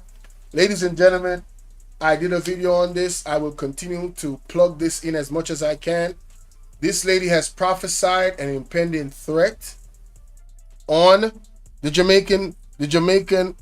country overall in terms of a man-made disaster. And she's going to talk about in this video of another man that had the same dream, right? And if you think I'm playing, I had somebody in my comment section right here on your screen, as you can see. Let me move myself. I'm too big. You can't see the entire text. I did a video. The first video I did highlighting this lady's vision. This person said this in the chat. All right? Look at it. And this is Jamaican. You know this is Jamaican. Jaja, I dream exactly what this lady is saying Thursday night. That was Thursday gone, right? To Friday morning. It was a big earthquake, and then the earth began to turn over and go under the water. I was under, and I saw, and I can see the light at the top from under the water. Then I jumped out of my dream feeling scared. Now I see this lady saying it right now. I feel so scared all over again. So this person dreamt the same vision that this lady, Miss Carrie Ann, right? Miss Carrie Ann had this vision that she saw Jamaica get hit by a magnitude 9 earthquake. And she was specific enough that it hit just below St. Anne, Ocho Rios in St. Anne, right? She said the earthquake took 3,000 people's lives in her vision. Then a tsunami came afterwards, and the tsunami added with the earthquake took 10,000 plus people's lives. Ladies and gentlemen, I am going to put the link to the entire videos that I've done already. As a matter of fact, I'm going to make a playlist on these hurricane videos, on these the hurricane. I'm going to make a playlist of these videos about the tsunami and the earthquake that she prophesied. I'm gonna put all the videos together in one. I'm just gonna name it the Great Tsunami, the Great Earthquake and Tsunami of Jamaica. That's what I'm gonna name it. All right, guys. So I want you guys to check that out. Let me see, playlist, create a new one, put it on public. Can't put it on private, gotta put it on public. So put it on public. The Great Earthquake and Tsunami. All right. I'm going to plug this in as much as I can, especially that I have so many of you watching. Let me play this video in the meantime. Listen to what the lady is saying. We will absolutely warn. Brothers and sisters, as you know, I've been warning about Jamaica. And I think that the algorithm on here, I've picked up a lot that I'm mentioning the word Jamaica. And St. Anne is the north side. St. Anne is the north side, bag of chips. Yeah, St. Anne is the north side. I'm having problems again. Keep praying for this channel, because I don't know how to code anything. I'm just at this point where I'm coding here, I'm coding there, and I can't say the name. I'm just going to continue to say Jamaica. I know they're doing. Oh, thank you for that comment. Sir, who told you they found oil in Jamaica? That's a lie. We all dream and vision, just sitting here laughing at you guys. Thank you for that comment. You motivate me to show you the proof. Wait a minute. Let me go for the video. Huh? Oh, you think I'm out here? You think I'm out here talking about something that I don't have proof of? Thank you for that comment. Yes, Lord. Let's get it. Let's talk about it. Let's talk about it. Lightning Let me play the video. Hold up, Empress. Hold up, Queen. Hold up, Queen. I gotta go to this. I gotta go to my own video where I show the proof. Wait a minute. Yep. Let's get. All right, here we go. Control. Here we go. Out of these areas. Here we go. That's what it's saying on this map. I live to see. Is going to be fulfilled all the way out to 2050 by at least the non-executive director. This is an important lady right here. Listen. Between 40 and 50% coming from fossil fuels. We're in an energy transition. Transitions take decades. And there's a growing realization that reserves have to be replaced in order to meet that energy demand. But the potential is huge. Reserves have to be replaced to meet out of these. Well, the government of Jamaica can just doubt it very much. Because, you know, in my opinion, this government really don't care about us. But I digress. Let's go. Well, we've built a very close relationship with the island of Jamaica and the government. So he said, the man said they have a close relationship with both governments, the opposition and the present government. And this person in the chat talking about I'm lying? Man, go watch my video. You crazy. They got a close relationship with the Jamaican government. Alright. Y'all remember to like, share, and subscribe, ladies and gentlemen. Like, share, and subscribe. We got 3 people watching. Please share this with 2 people. That's how we multiply. Let me take this off the screen right here. And nobody block that person. Nobody. No, that's wrong. Do not block that person. Nobody block that person. Well, we've built a very close relationship with the island of Jamaica and the government, not only the host government, but the political opposition as well. So they got a relationship not only with the ruling government, but with the opposition as well.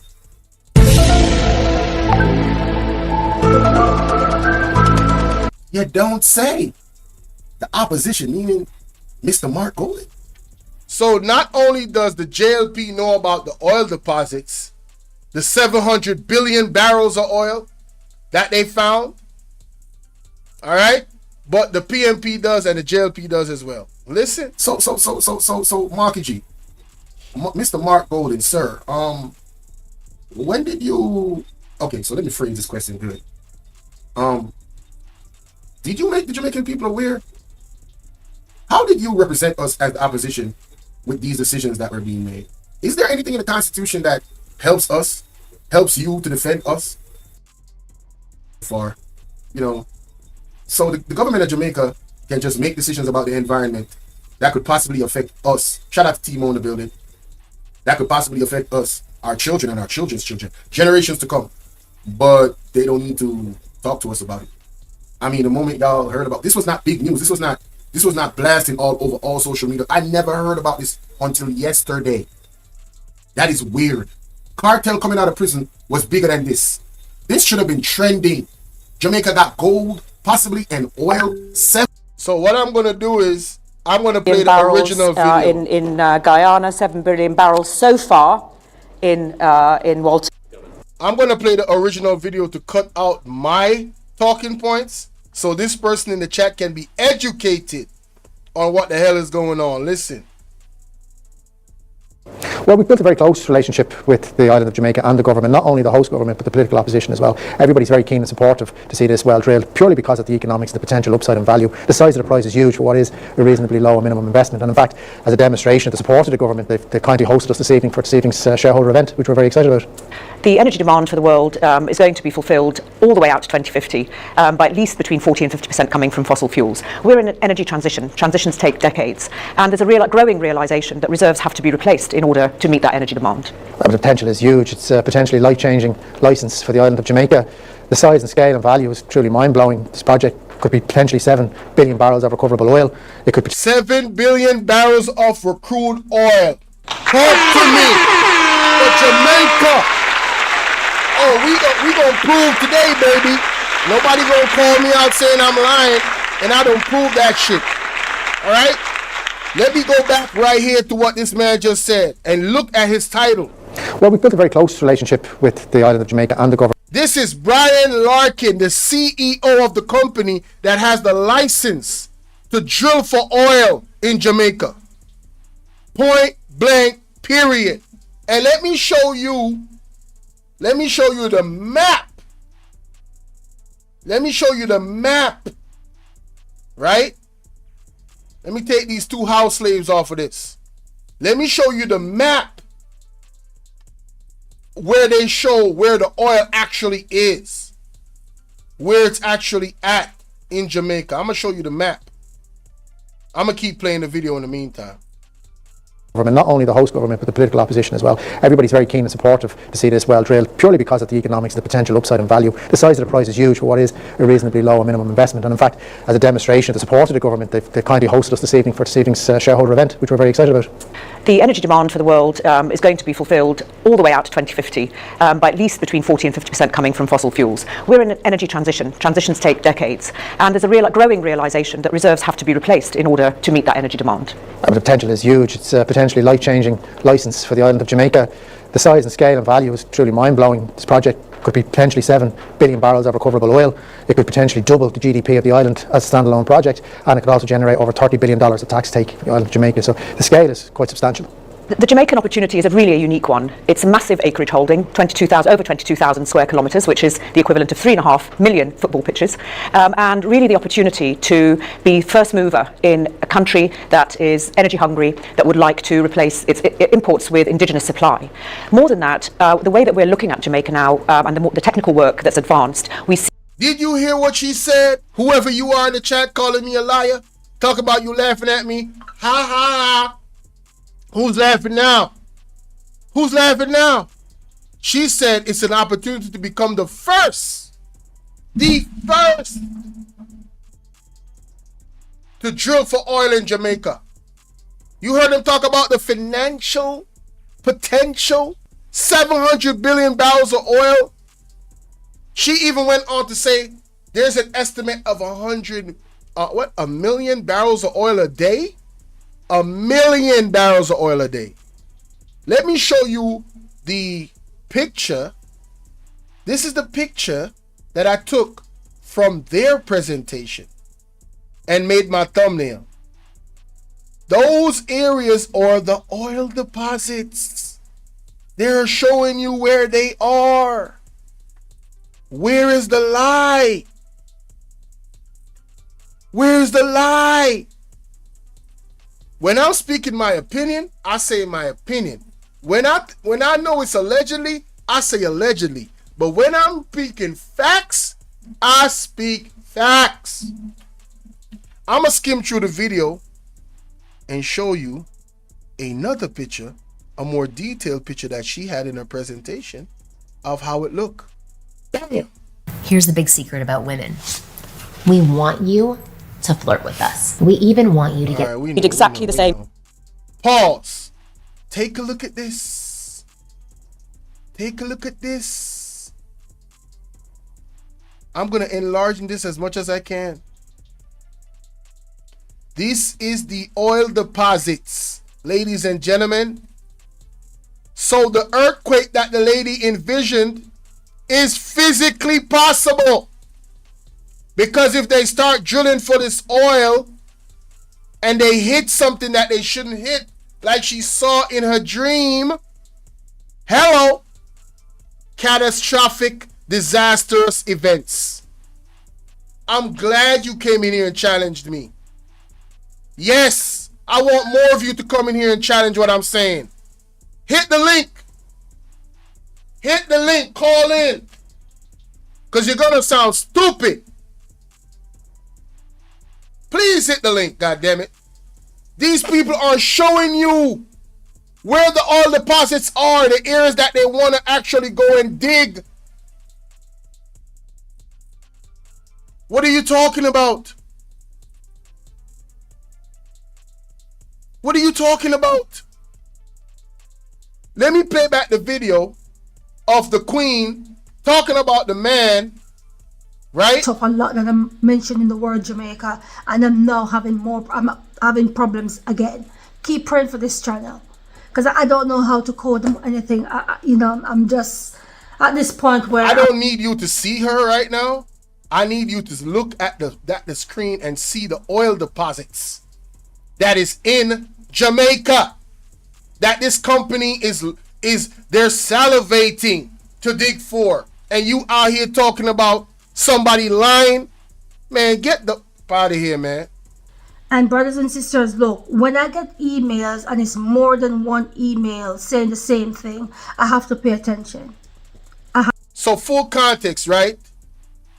She had a vision I did a video about her vision, warning the people of Jamaica about a potential magnitude 9 earthquake that's going to be followed by a tsunami in her vision.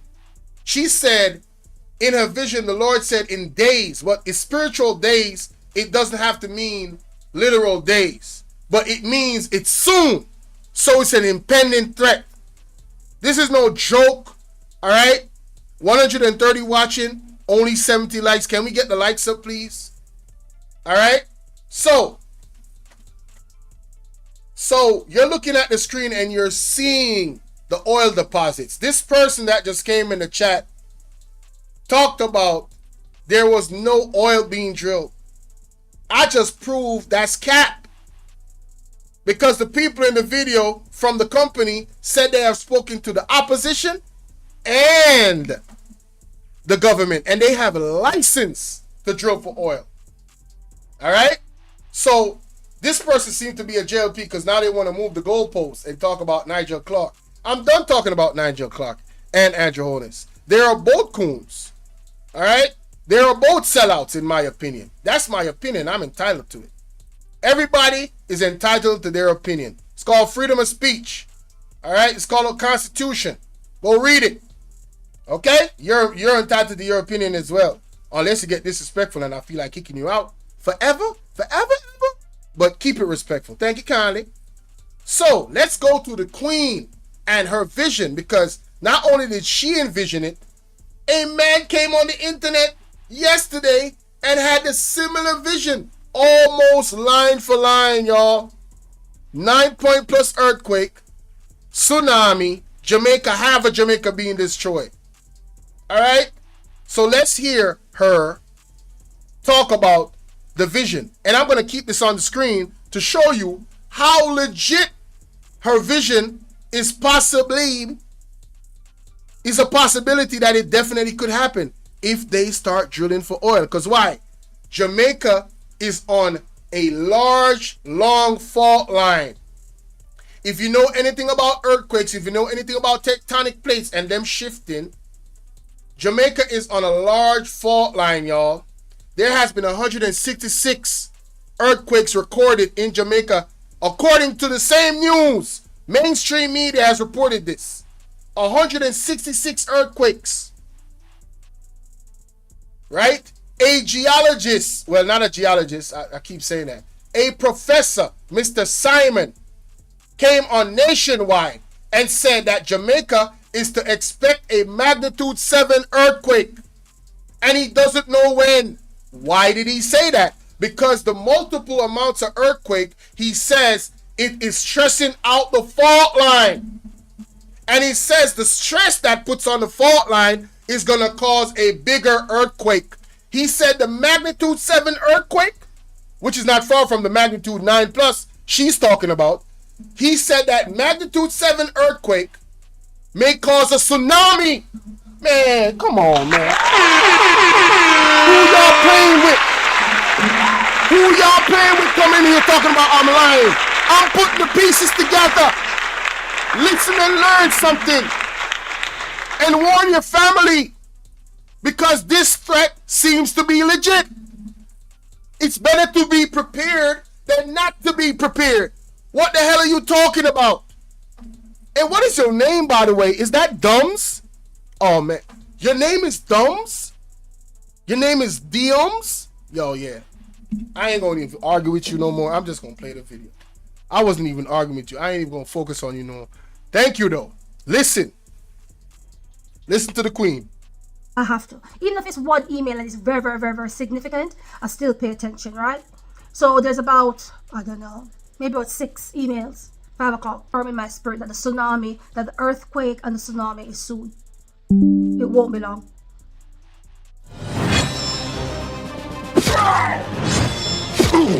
And these damn ads. That's what is going to happen to the country of Jamaica. It is not far off. You have to take it.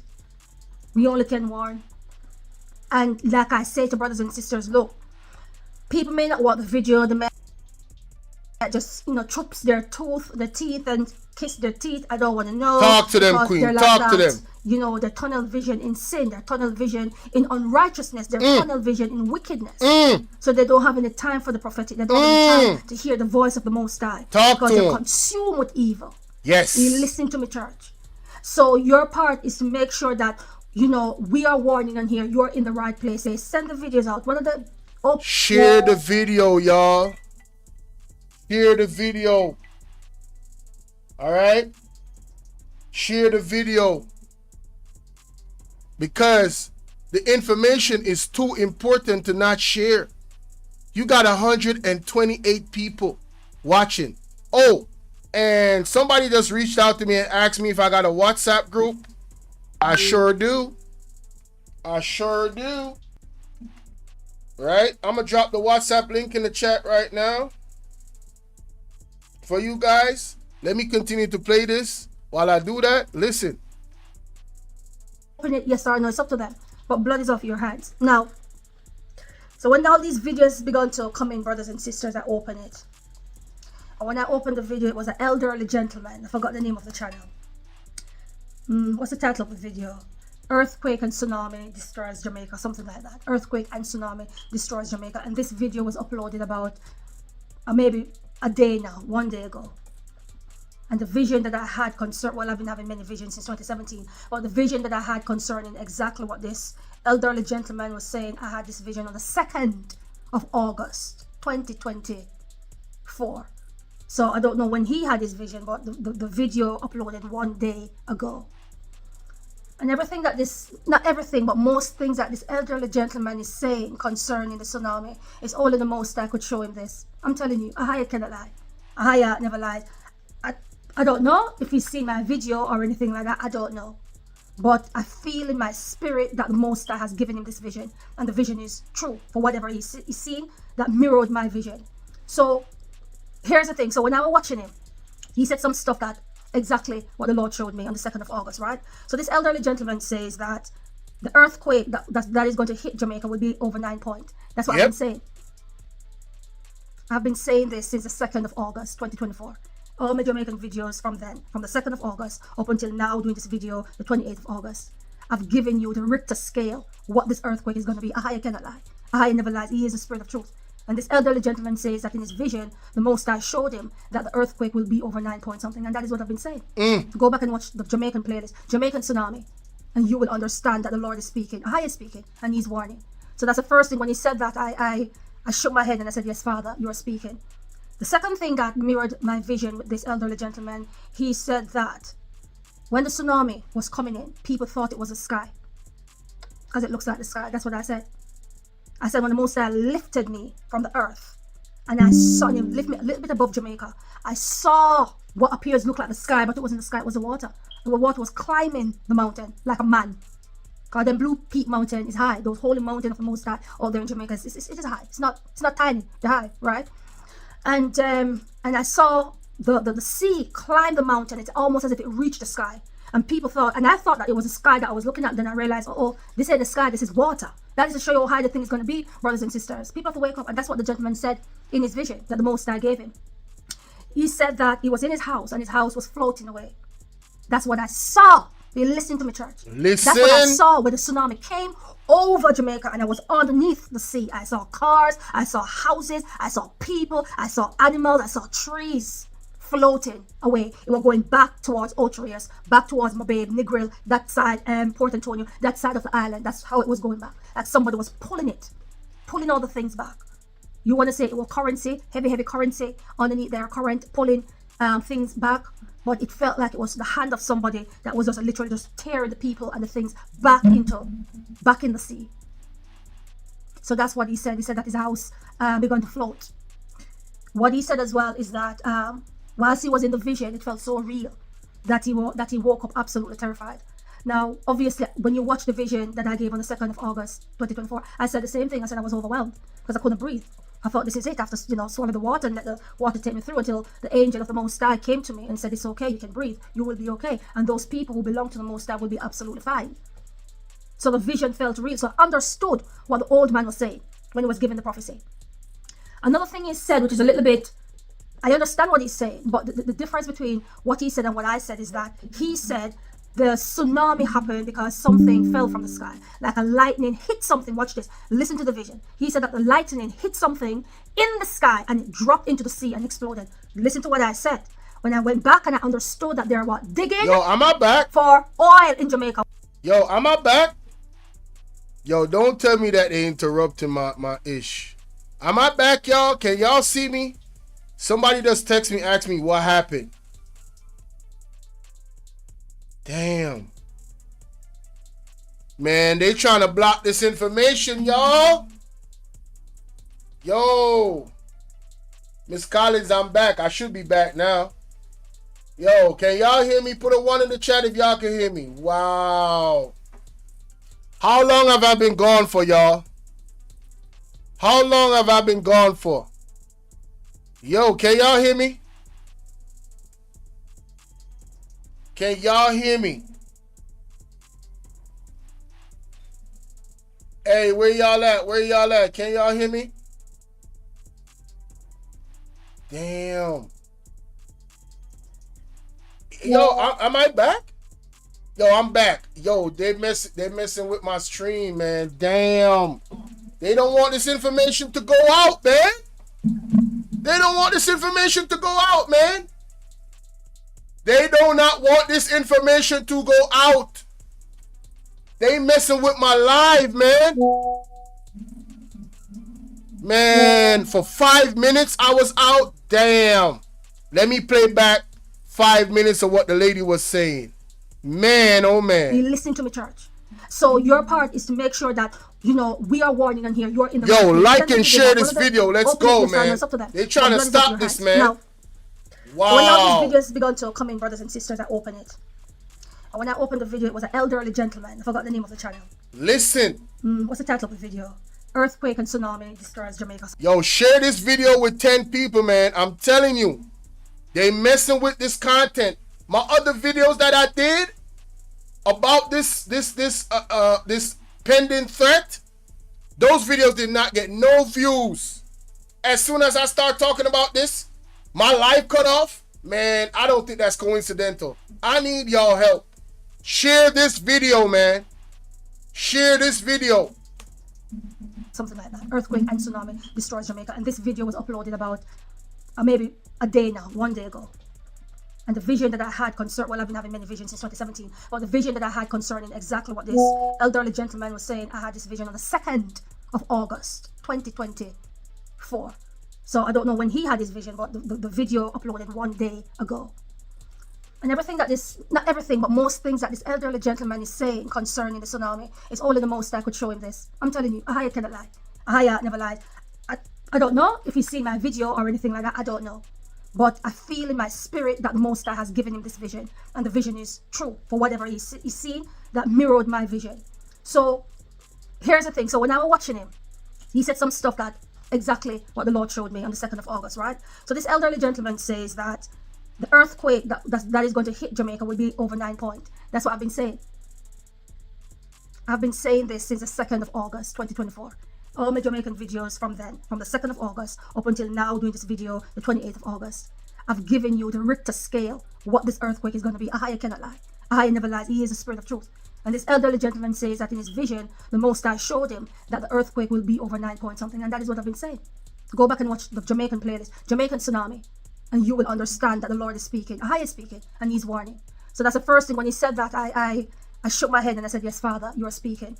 The second thing that mirrored my vision with this elderly gentleman, he said that when the tsunami was coming in, people thought it was the sky.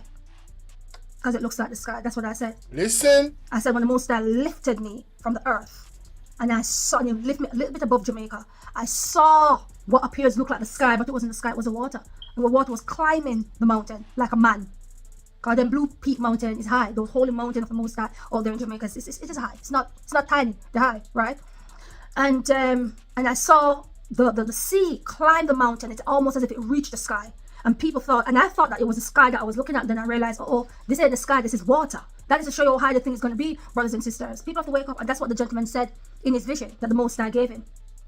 He said that he was in his house and his house was floating away. That's what I saw. You listen to me, church. That's what I saw when the tsunami came over Jamaica and I was underneath the sea. I saw cars, I saw houses, I saw people, I saw animals, I saw trees floating away. It was going back towards Ocho Rios, back towards Mababe, Negril, that side, Port Antonio, that side of the island. That's how it was going back. Like somebody was pulling all the things back. You want to say it was currency, heavy currency underneath their current, pulling things back.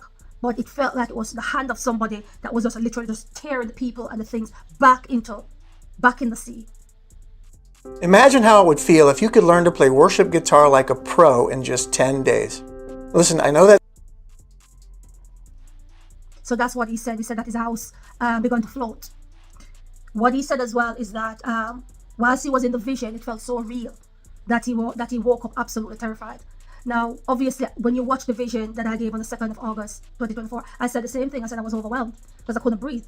I thought, this is it. I have to, swallow the water and let the water take me through until the angel of the Most High came to me and said, it's okay, you can breathe. You will be okay. And those people who belong to the Most High will be absolutely fine. So the vision felt real. So I understood what the old man was saying when he was giving the prophecy. Another thing he said, which is a little bit, I understand what he's saying, but the difference between what he said and what I said is that he said, the tsunami happened because something fell from the sky. Yes, like a lightning. That was the only difference in their vision. In his vision, a lightning hit something in the sky, and it fell from out the sky and fell into the ocean, caused the earthquake and a tsunami. That was the only difference in their vision. So their visions are parallel up to that point of how the earthquake started. That is the only difference. How the tsunami started and how the earthquake started, that is the only difference in and I'm going to play that guy's video next. All right? Check it out. Check it out. Shout out to Melly Mel in the building. V-Max salute. Hit something, watch this. Listen to the vision. He said that the lightning hit something in the sky and it dropped into the sea and exploded. Listen to what I said. When I went back and I understood that they were digging for oil in Jamaica, what did I say happened? That caused the earthquake. If you listen to the vision properly, I said that the wicked, right, struck something underneath the earth that they shouldn't hit. And it gave off the 9.5. Are you listening, church? Woo! I just caught that. Oh my God. Yo. Whoa. I just caught that. So what she's saying is her dream and the dream of the old man is similar,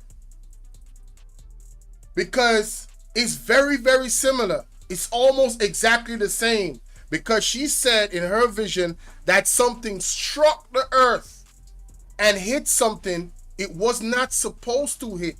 That is dangerous. And it caused a 9-point-something earthquake. And the 9-point-something earthquake then caused the tsunami. Wow. Let me play that back. I missed that. I was watching this video. I missed that. Man, see, you got to watch these things over. Wow. Digging for oil in Jamaica. What did I say? Shout out to D-Moms for sparking this. Thank you. Thank you for questioning me. Thank you for challenging me. Thank you. That caused the earthquake. If you listen to the vision properly, I said that the wicked, listen to this, thing in the sky and it dropped into the sea and exploded. Listen to what I said. When I went back and I understood that they were digging for oil in Jamaica, what did I say happened? That caused the earthquake. If you listen to the vision properly, I said that the wicked, right, struck something underneath the earth that they shouldn't hit. And it gave off the 9.5. Are you listening, church? Are you listening to what I'm saying? Are you listening to the prophecy? I said in the video that I did concerning oil, mining, digging for oil found in Jamaica. Go find that video. It's in the playlist, Jamaica Tsunami. I said it very, very clearly because that is what the Most High showed me. Something hits while they were carrying on digging or whatever they were doing. It hit something in the earth in Jamaica that they shouldn't have touched. Something sacred. Something sacred. And that's what gave off the 9-pointer. But I understand that the old man said something was in the sky, lightning struck, went into the sea and caused the tsunami because something underneath the bottom of the sea exploded. So that's where it kind of a little bit different. But in terms of, you know, striking something, so the lightning struck something up in the sky, where as I saw the vision, something was struck underneath the earth. So it's very similar. Something got struck to cause a tsunami. So the vision with the old man and myself is very, very similar. What else did he say? Said some more stuff. I forgot. If you know the guys, if you're watching this and you know what I'm talking about on the channel, it's okay to post it here. I think it's a Rasta channel. I don't want to send it to Rastafarian channel, you know. I really don't want to. Hey, bag of chips. Could you WhatsApp me the link that you used to find the fault lines? Because I didn't get to look it up. So what she's saying is the visions really coexist very well. So something struck the earth, but in her vision, it didn't say what struck the earth. So it's possible that the man's vision had more detail as to what struck the earth, right? And this man allegedly lives in Jamaica, right? I'm going to, and I want you guys to look at the screen. Look at this right here. This was in my comment section. This is even more confirmation. The first video that I did with this lady showing Miss Carrie Ann, Sister Carrie Ann, showing her prophecy, right? This person commented this. They said they had the same dream last Thursday and jumped out of their sleep in fear. And they said when they listened to her talk about her own vision, it all came back. The fear came right back. Man, yo, you can't make this up, man. These are random people, man. You can't make this up. You see a you use multi maps on Google. Yo, you need to. I'm gonna try and find it. I'm gonna play the video of the man giving his account, right? Of the actual I'm gonna play the video of the man giving the account of his dream. All right. So that's what I'm gonna do right now, and show you that.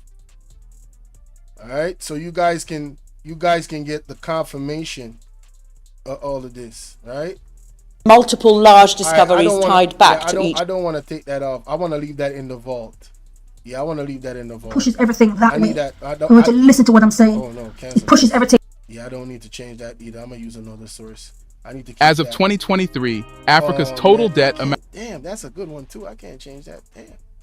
All right, I'm gonna take this one out for sure. All right, yeah, man, we can't take out this one. All right, so this is source 6. All right, so source 6. Let's go. Similar. What in the world? What else did he say? Said some more stuff. I forgot. If you know the guys, if you're watching this and you know what I'm talking about on the channel, it's okay to post it here. I think it's a Rasta channel. Oh shit! I don't want to send it to I Rasta. took out the wrong video, y'all. My bad. My bad. Damn. I took the wrong video link. My bad, y'all. My bad. I'm slow. I'm slow. Enlightening. Here we go. This is the video right here. I'm slow. Hey, for the brother that texts me on WhatsApp, you could call in, man. Hey, you could call in, man. Call me on WhatsApp, man. I'll answer the phone on here. You could talk. Everybody, you know, we can have a discussion. Call in, my brother. Call in. All right. I appreciate the lightning strike up in the sky. All right. And take down some device that they have up there. What? Pause. Let's go, and I'm gonna show you the brother because I had him on the thumbnail. All right, here we go. I'm gonna take down this picture right here. All right, I'm gonna take that down. All right, let's go. Here with the world, see them way, you know. All right. Let's go. Let's go. Greetings, brother. Greetings right, to everyone. What's your name? My name is Caleb Gale. Caleb Gale. So, as you look and you can see, I am around a long time. it don't mean that I'm so old, but it means that I am around a long time. Anyway, I want the eyes of my people to be open to really what's coming. Because sometimes things come in and we are not aware. But it's a blessing when your eyes can open to be aware of what is coming. I have a dream as a warning that frighten me and get me out of my bed holding on to the wall. I dreamed that I was on the beach and it looked like the ocean touched the sky. It was a very pretty circle to take a picture. So I figure, let me go get my camera and take a picture of this nice circle. But before I turn around, a lightning strike up in the sky and take down some device that they have up there. What it is, I don't know. But the lightning come in contact with what up there and take it down. And it hit the ocean. And when it get down in the ocean, it seems to explode. And it send off a tsunami upon the land.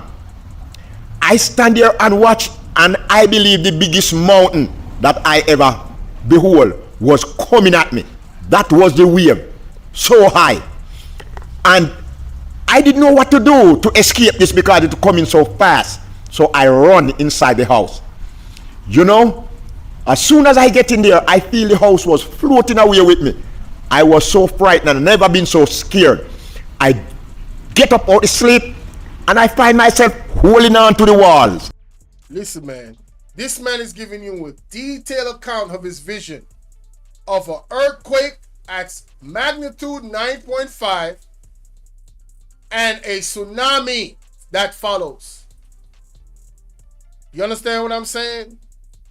And for the brother that voice noted me, listen to my first video that I did about the tsunamis. Listen to it, because she detailed how God is going to protect his people in that disaster. She said God is going to tilt Jamaica so the entire Jamaica is not destroyed by the tsunami and the earthquake. She was very detailed. Y'all support the platform. Nightbot just dropped the PayPal direct link and the anonymous link is pinned at the top. Support the platform, y'all. And I realized I wasn't even in the bed. I was so frightened. So I turned to myself and I said, Father, I know that you're trying to show me something, but a bit rough. I said, you frighten me. You scare me. Anyway, I want to know the rest of what's happening. So I'm going to lay down again. And when I lay down again, I want you to tell me what you're trying to tell me. But not so rough. As soon as I put my head on the pillow, I did not have to wait. I was seeing everything, and I seen the reporter from America with a big camera on their shoulder as they walk across with the dead bodies laying on the ground and all the destruction that the tsunami left.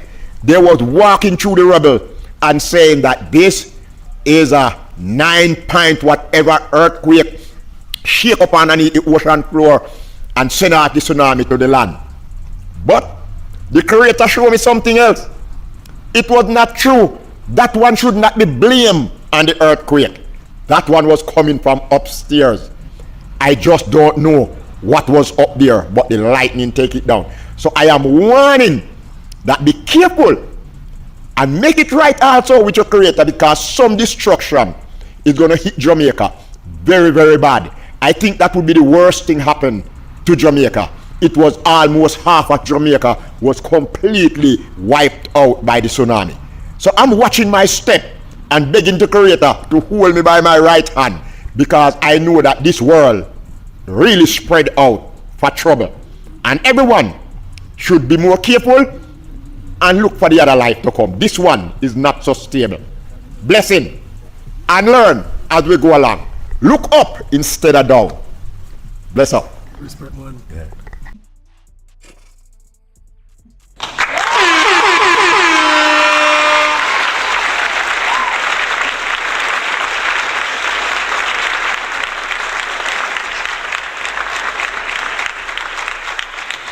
Man, listen. Shout out to Andre W. Says Jim Tommy's still here.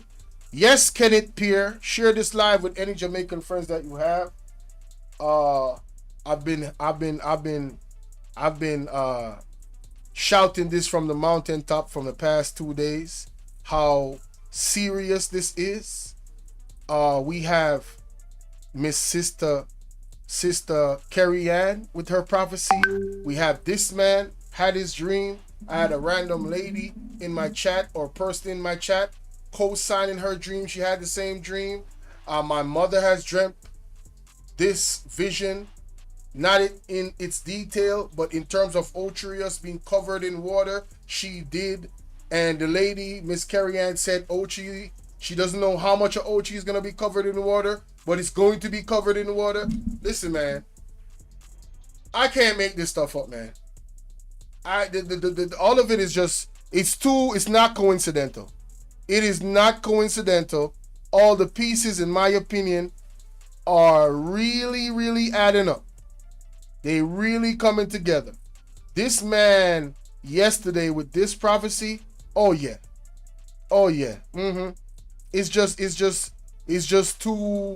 It's like a perfect match in terms of a piece of the puzzles coming together.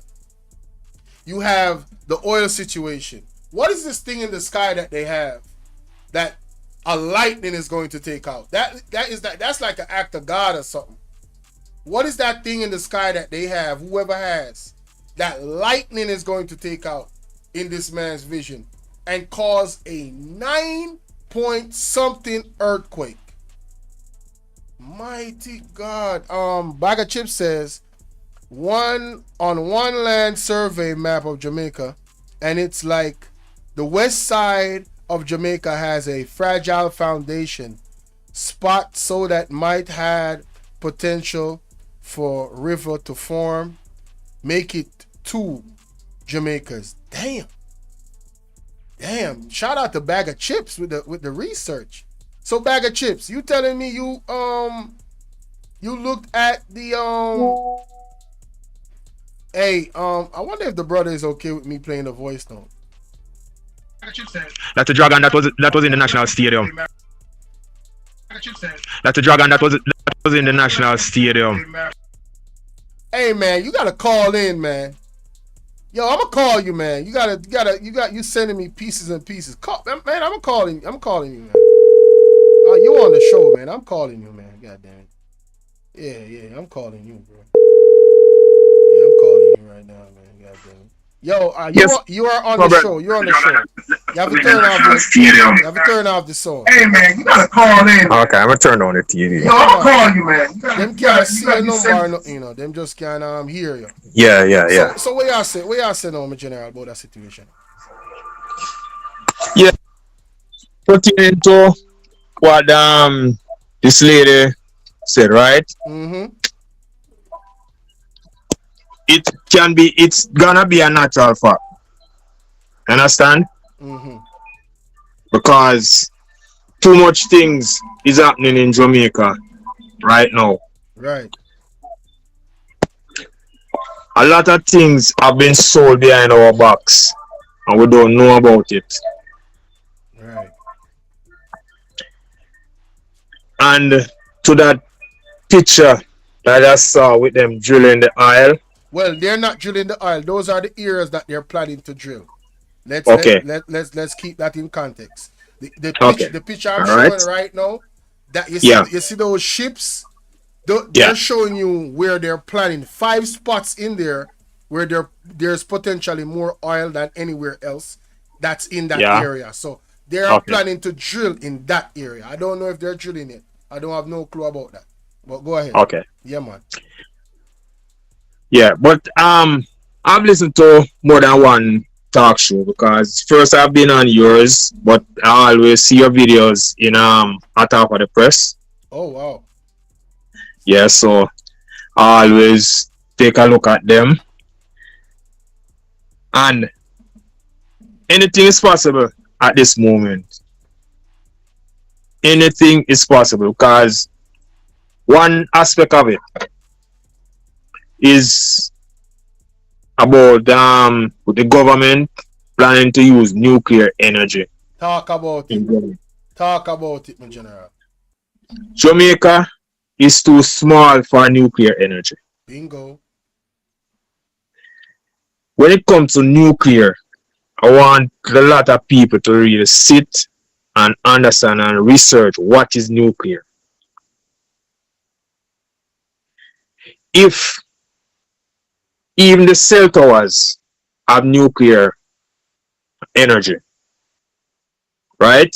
Right. And if that can affect you, what about the big one if it comes to Jamaica and damage? So we don't have a facility. We don't have the people to run around, do this, do that. You understand? There's no medication. There's nothing at all. No health facility in Jamaica to contain nuclear. Trained operatives. No trained personnel in Jamaica. Facts. Right? Right. These people only grabbing for their own pockets, because when these things start happening, they just hit a plane and out of here. Right, exactly. You understand? Exactly. Their families ain't here. So if tomorrow morning them say, all right, then you what now? You know, so something about happen Thursday. Yeah, hear me? Yeah. Me I leave Jamaica, you know. See? You wonder how them get up and then gone. Right. Just like how the Prime Minister conveniently taking money out of SSL just in time. Right before it falls. Thank you. Continue. Right before it falls. And you see, all right, you eat something, right? I want to know why this present government is so bombarded on Jamaicans. You close down the country, lock it down, no movements. And you can't afford to have time to move around, to withdraw your money from there and to there. Right? Right. It was so shameful. When you locked down the country, Victoria, a lady from America, come down here, walk the street of Fort Rice, saw her on a video. She said, oh my God. I've been to Jamaica all these years.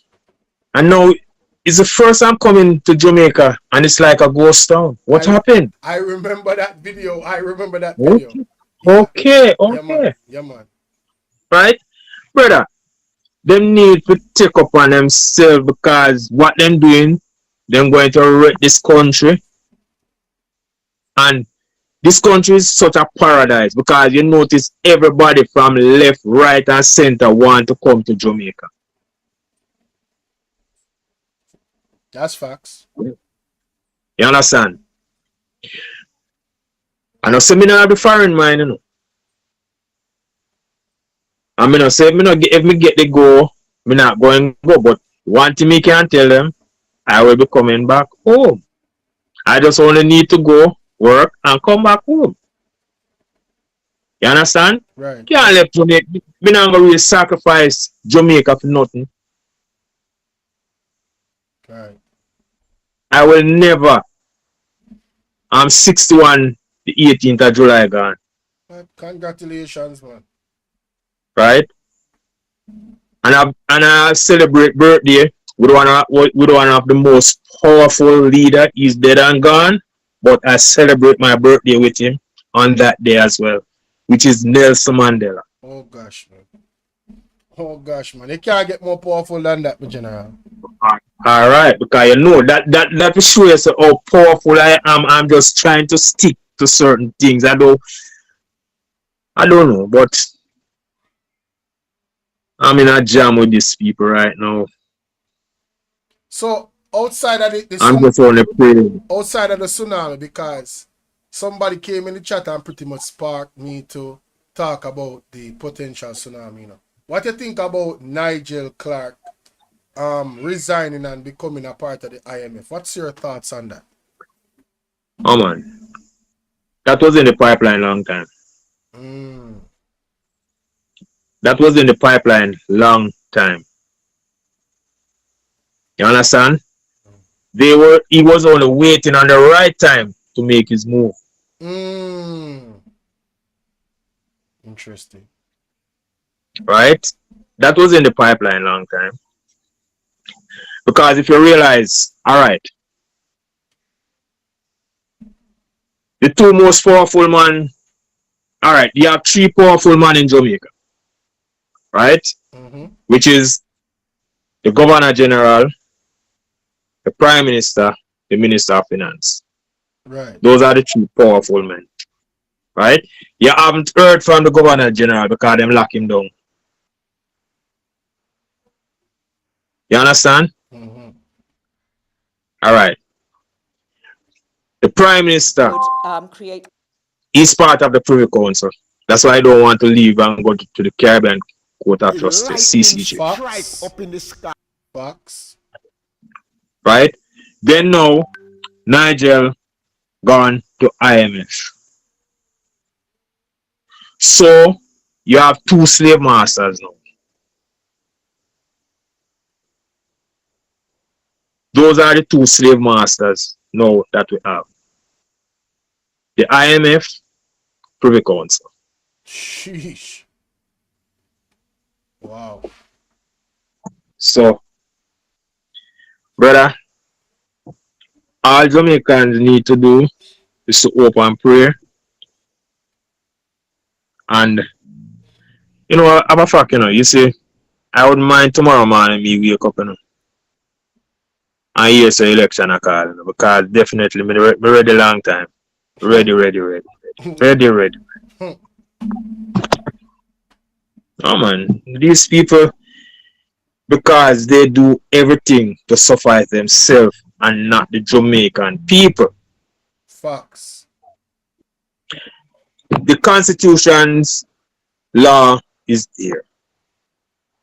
I'm trying, I don't know how to get like get a hold of a copy of the Constitution. I don't know if it's something that is downloadable. Yeah, man. You're supposed to can go and type in the Jamaican Constitution, and there should no, but what I'm saying, what I'm saying is just like I need to have it like an exercise book where I can have it to sit down and I can walk around with it.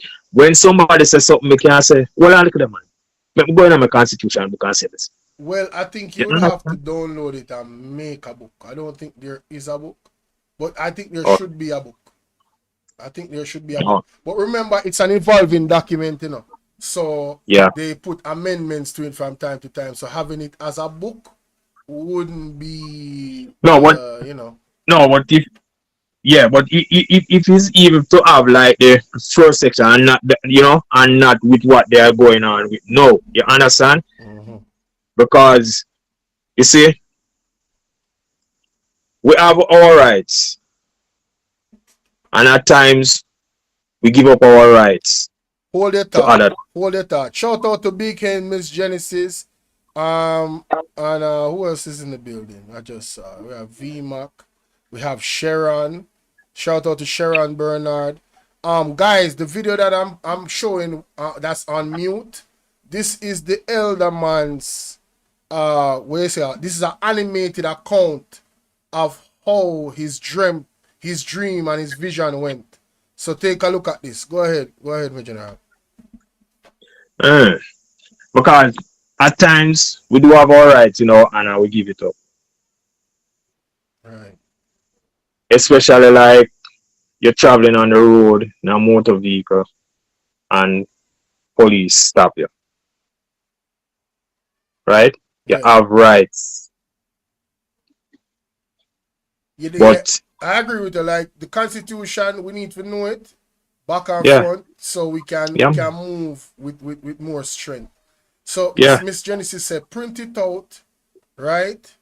It says she print out the Constitution online, walk with it. That's fact. She said she agree with you. We should definitely have it like a Bible. You know man. I mean? Yeah, because you see, I've seen it happen many a times where people have them rights and just throw it away. I happened to me, but me never throw away my own. Me stand up for my own. Right. And I can give you an incident. How it happened. It's roughly around roughly almost around 10 years now. It happened. 1 second. Sharon made a point. She said Rattigan write a letter to the king in regards to what the government and Andrew Holness is actually going out here. But you know, to her point and his point, not enough Jamaicans or anybody else wrote a letter. They could have copied his letter and send it to the king collectively. I think it would have hold more weight if 10,000 or 20,000 people share the same concern to the king and even go public. See, this is my thing, and I've suggested this to people on my platform before, and seeing that I have a good amount of people listening to me now, I have a suggestion, a peaceful suggestion, a peaceful way of protesting and getting our point across, because I am aware that, in my opinion, I should say, that there is an effort to remove or erase most of us from Jamaica. To me, some of the police forces are a little bit too aggressive, and the utterances of the Prime Minister and the Minister of Security has not helped the situation. I think it has escalated it. So to keep us in the green in terms of protecting ourselves, we need to protest, and we need to protest peacefully. Don't block no road, don't do none of that. Get your placards. Everybody has a social media. Everybody has a phone. Go live, every single person. Imagine 1,000 persons, right, protesting, and all 1,000 of you is going live at the same time with your phones, protesting in the streets of Jamaica peacefully and getting your point across peacefully. That word is going to become viral because it's 1,000 of you guys protesting, and while protesting physically, have your own social media. So you see, if the mainstream media does not come, you going viral is going to force them to come, and they will have to show the world, because it's already being shown. Everybody's going to ask, then why is it that the mainstream media is not covering this? But this was viral on social media. Yeah. Right? I think that is a good strategy for us to get our point across, that I think enough Jamaicans are tired of this government. You guys saying that you're scared is all the more reason why you should come out and peacefully protest. Right? You're not scared. No, I'm telling you, a lot of people say they are scared. They wouldn't even want to have a phone call on here with me right now to how scared they are. Right? Well, for sure, you see, that's why I'm not scared, because you don't know. It's so long I'm not going overboard with certain things, or talk certain things, I don't have a problem. Right. If it reaches a point where I find myself gonna get like outrageous and just close off and just take a breather for the day. Right. Kick back and just listen. You understand? Self-control, right? Yeah. Right. Because right now, brother, I tell you the truth, the incident I'm gonna tell about is like, believe them time I'm in work at watch it. I'm gonna come home one evening and one taxi, up on the front seat, I have my seat belt. So running some police right couples back. Okay. Let me say 4 on the back, me on the front and the driver. That 5, 6 hours. 6 hours, yeah. Yeah. All right. So them start, them take out everybody run at the back. One Ross did run there. So they said to him, so me literally hear when the policeman asks him, even before he come out of the car, because he was the first one on that side. Policeman said to him, say, Ras, you have anything for you? No, boss, you know, me just don't put it in my brain before me come in a taxi, you know. I say, Ras, I said to myself, so, you know, Rasta, be careful if you have anything, just declare it. Because remember, if they find you with it, it's not going pretty on your side. So I say, alright, boss, me just use it. You understand? Right. So I say, alright then. Step out and put him one side, our next policeman search him. Search him bag.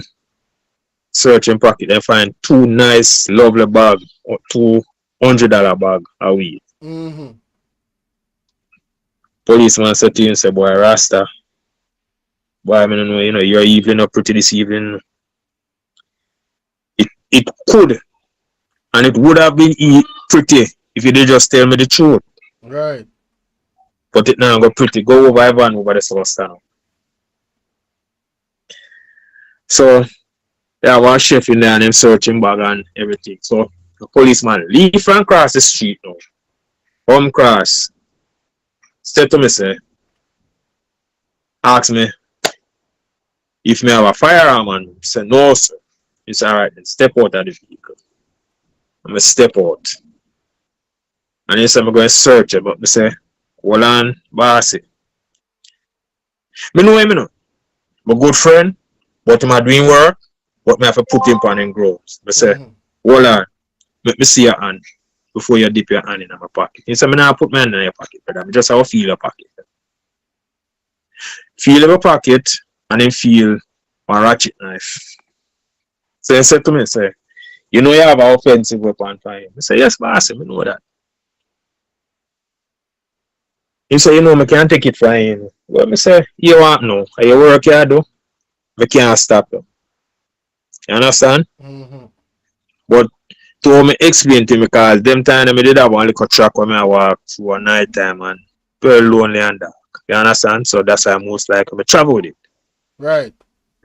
So it's one time me come out of the taxi now and I go through, I always take it out and open it and have it in my hand, because any little thing come across, brother, my word. Straight. Alright. So it's alright then, I'll allow you with it. Because you see sometimes when a man can explain. Yeah, oh, you deal with them. Right. So it's alright then, thank you. And everybody board about the vehicle except the Rasta. Alright. Go home, everything. The following week, it was a Thursday. The following Thursday, I can't remember the same car I'm in. But a different people now. You understand? Reach at a place named Maxon and stop the car. And this policeman come across. I walk one with that car there. Why me no know, you know?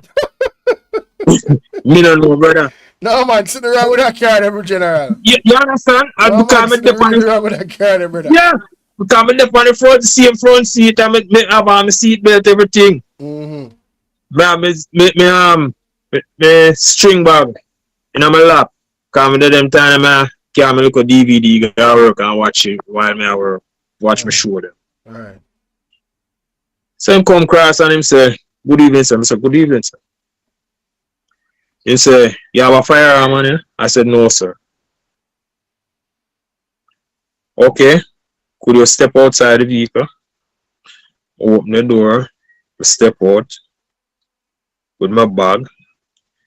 Him say, put the bag on the car top. Put the bag on the car top. He said, you have anything for you? I said, no, sir. He said, you sure you don't have anything? I said, yes, sir.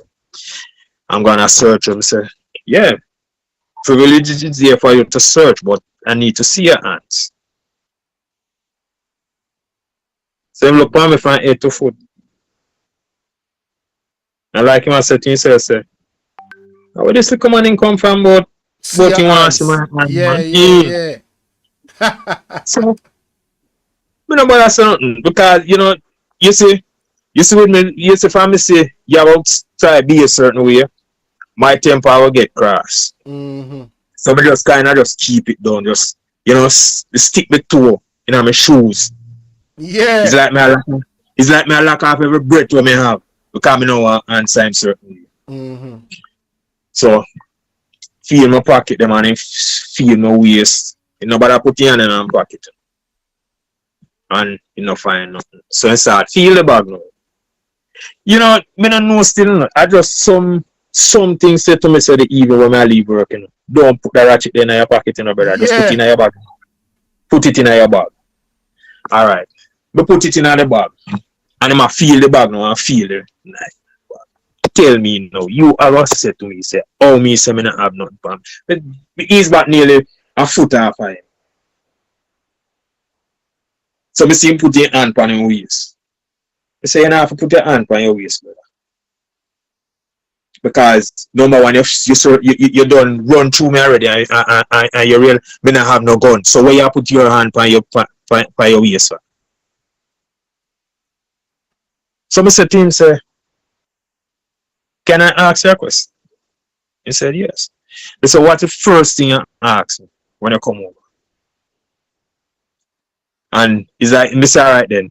Me ask the question and I'm going to answer them for you. You ask me the first thing you come over and you say good evening, and I say good evening. Secondly, you ask me say me have a firearm and I tell you no. You say step out of the vehicle, me step out. You say put the bag on the car top. Right. You have anything on you? Me say no. You know search and it's depend and me say no, you make me see your hand and you hesitate and then you just spot me down on difference, right? Right. You feel the bag and you feel the knife. Me and the bag are two separate compartments. If you tell the bag to run the back, you run. But if you tell me to run, hey, you know see that? No, I told no, brother. Hey, yeah, no, man. But if him did say to me, say, ask me what me having in my bag. Me could have named everything what me having in my bag. Yeah. You understand? Right. But you never ask me what me having in my bag. And then now you feel a knife in the now and you say, alright, you want no. Cut it long story short. Do you do? Is either you have to charge me for your knife or you take the knife and make go. Miss Genesis said never consent to a search without a search warrant. That's true. Shout out to the 113 likes. I appreciate that. Thank you guys so much. Go ahead, my general.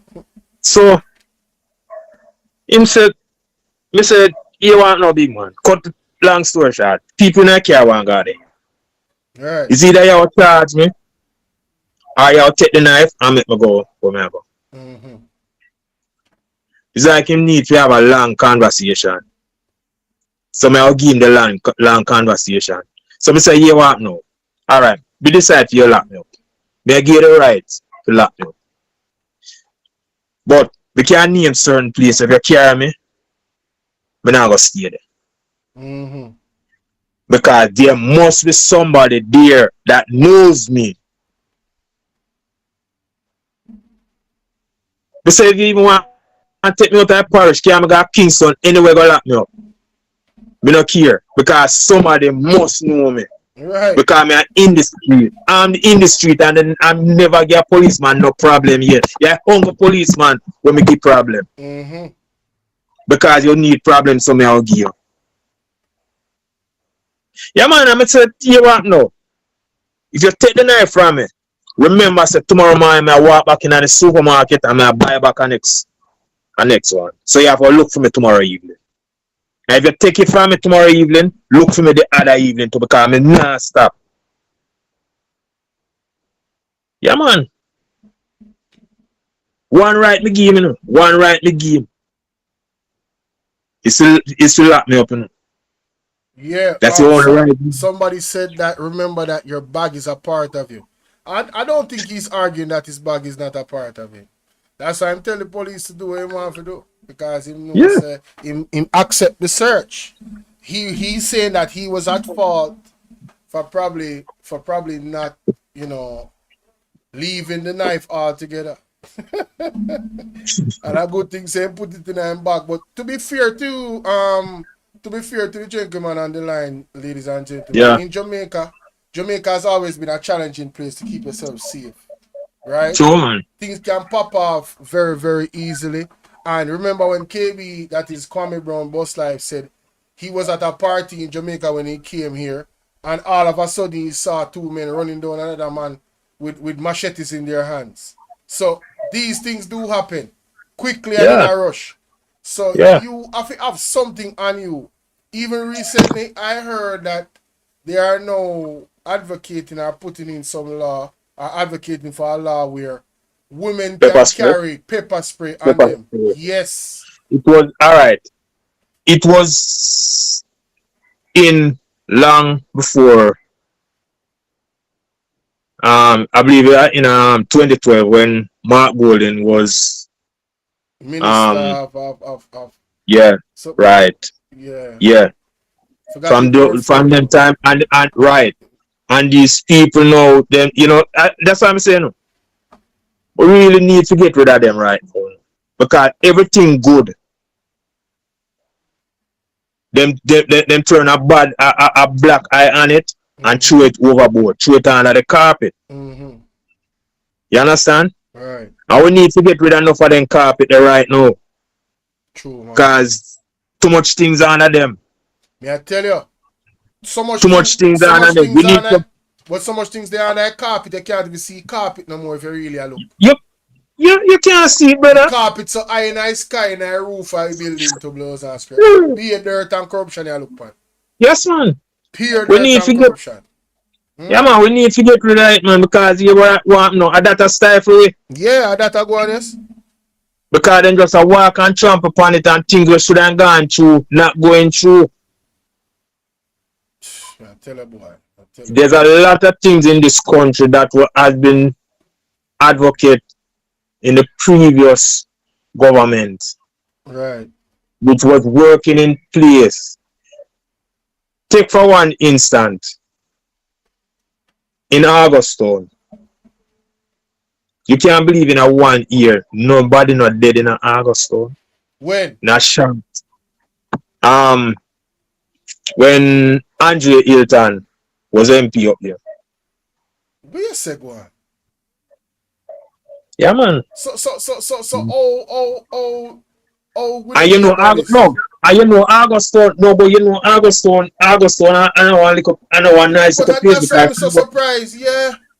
Yeah, it happened 1 year.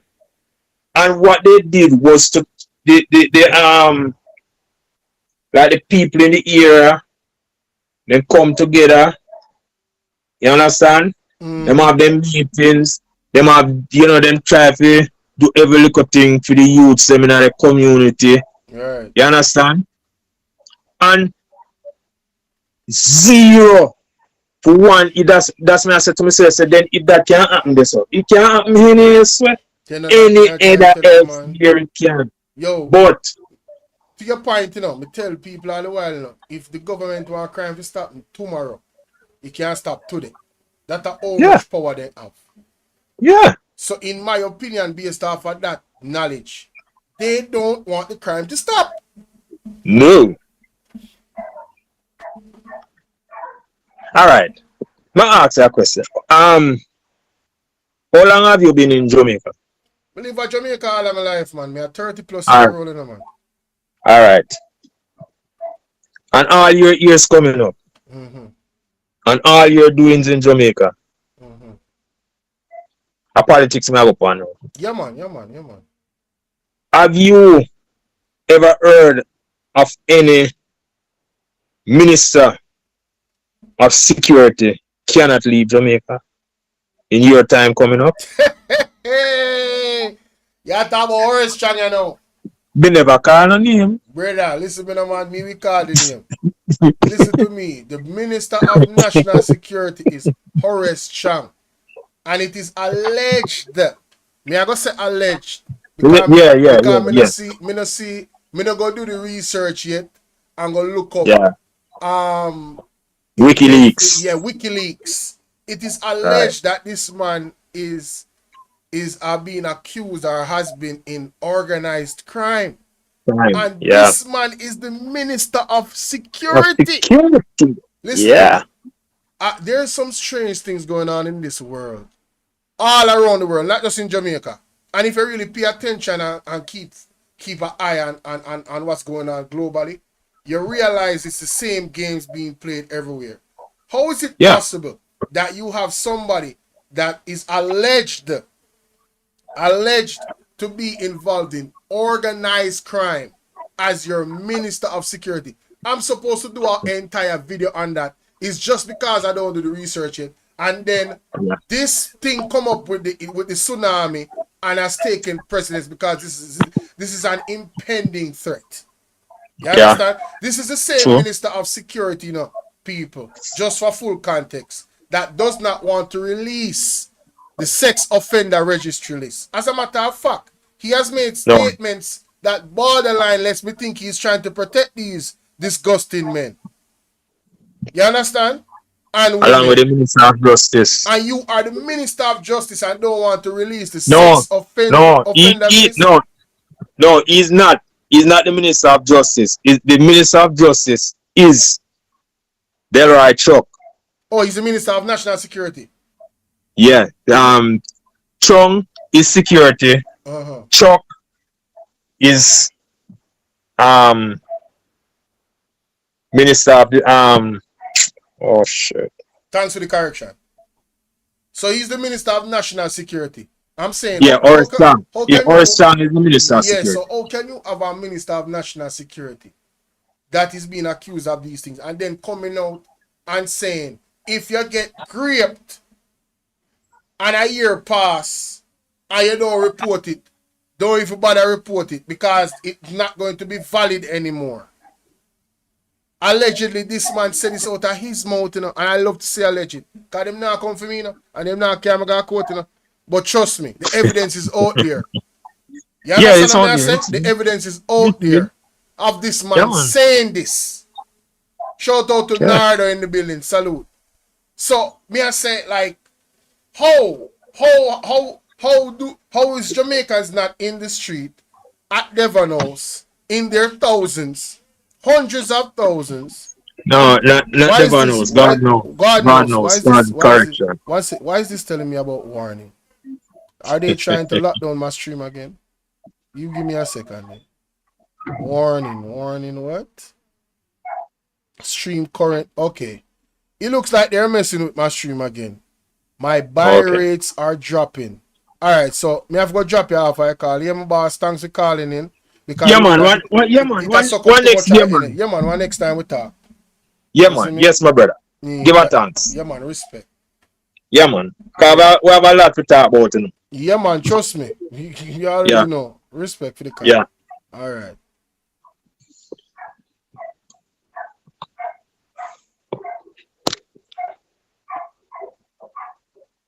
Alright, respect to you general for calling. Let me see if this thing gonna move now. If the stream I go run better. But it tell me say the stream I go like have issues because there's not enough frames and all of these things. So I just want to make sure say the thing running smooth. So to the gent, it look like it good now. Alright. To the gentleman's point, ladies and gentlemen. Right? Salute to Deanne Bernstein in the building. How you doing? Salute. Welcome to the show. I talked about multiple things. The main part of this show is to highlight these two gentlemen, Mr. Andrew Holness and Mr. Nigel Clarke. I truly believe that these two men are two house slaves. He said, you have an advocate for another independent party because the opposition is just as bad or worse than the government. That's why Jamaica is where it's at right now.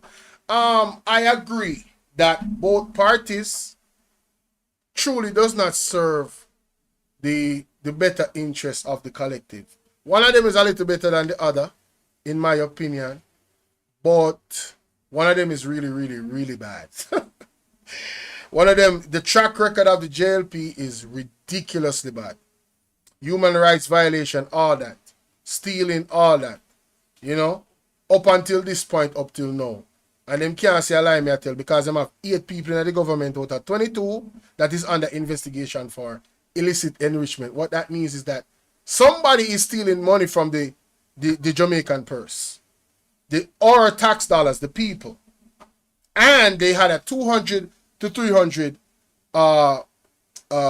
pay increase, 300% pay increase, 200 to 300% pay increase. They raise their own pay. We are the boss, they are the employee, and they raise their pay without our consent, without our approval. But they won't raise the pay of the teachers, the nurses, and everybody else that needs it. The police as well, the soldiers, they all need to raise the pay.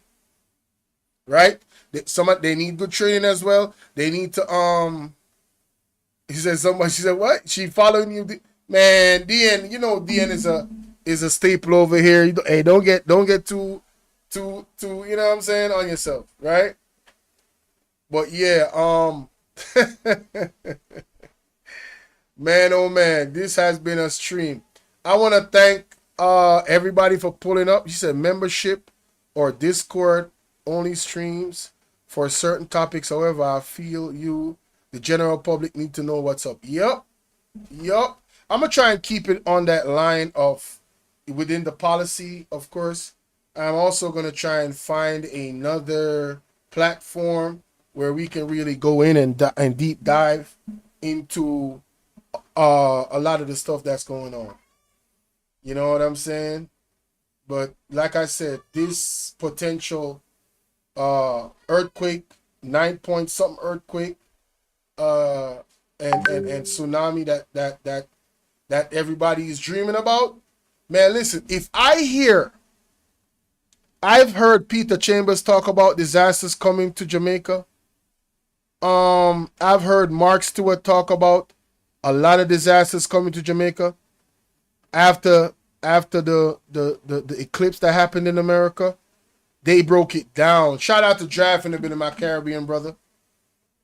Support the channel in any way you feel comfortable. Yes, like the video, share the video with 10 people, right? Subscribe to the platform, right?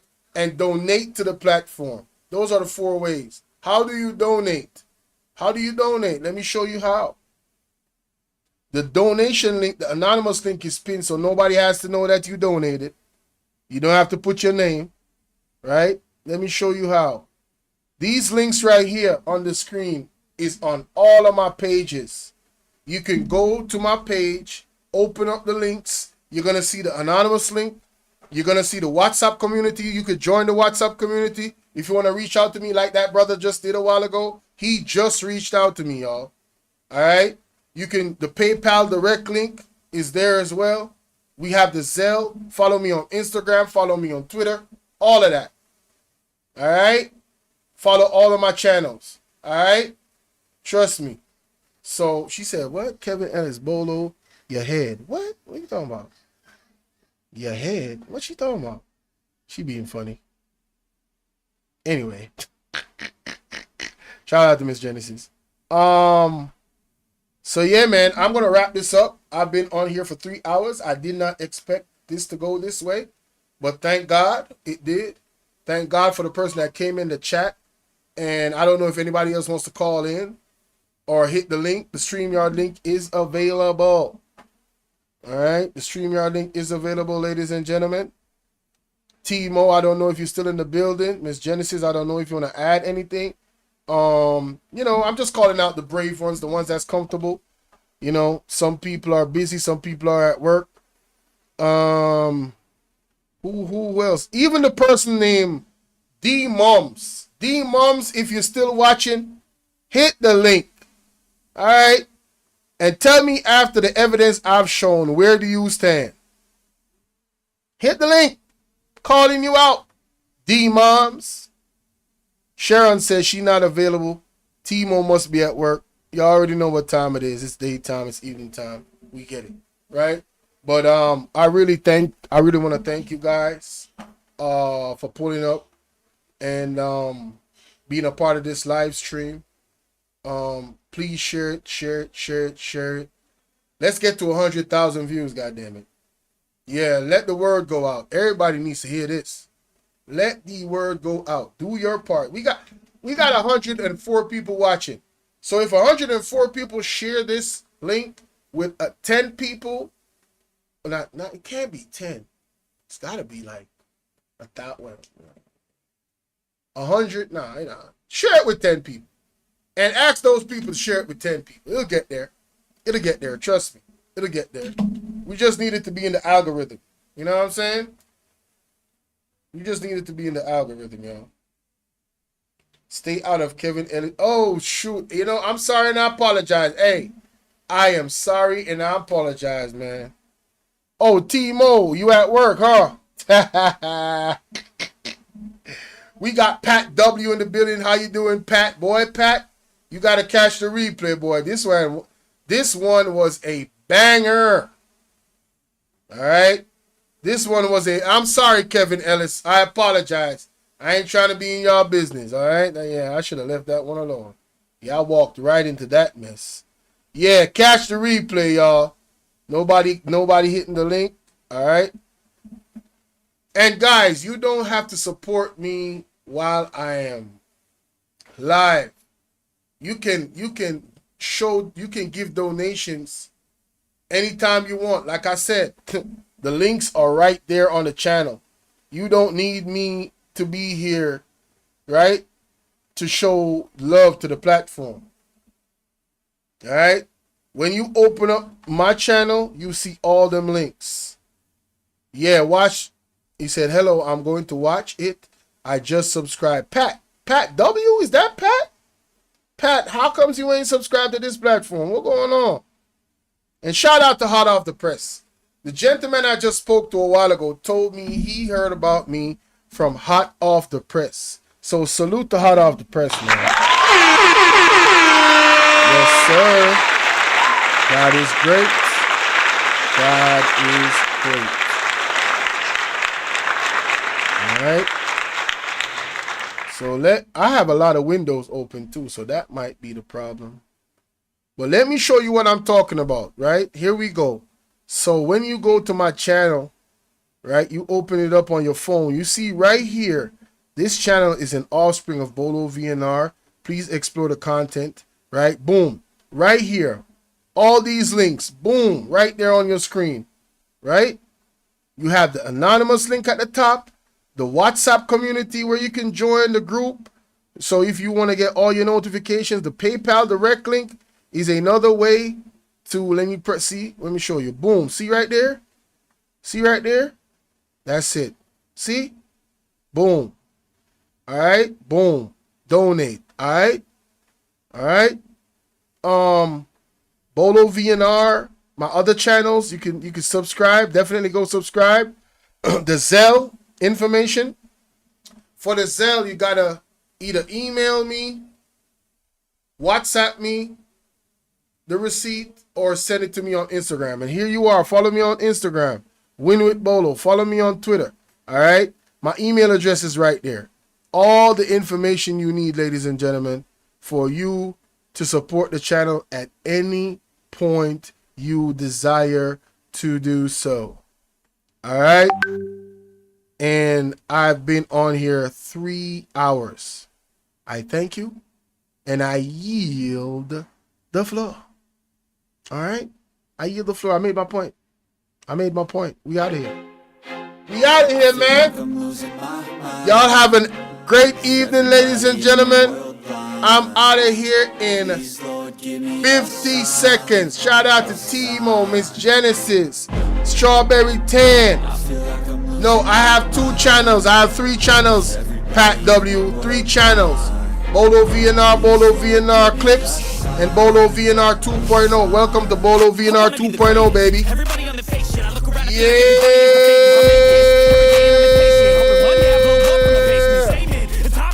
Hey.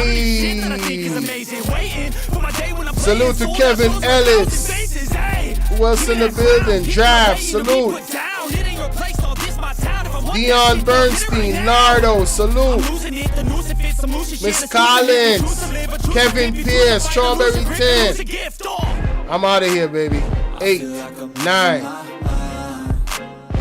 5, 4, 3, 2, 1.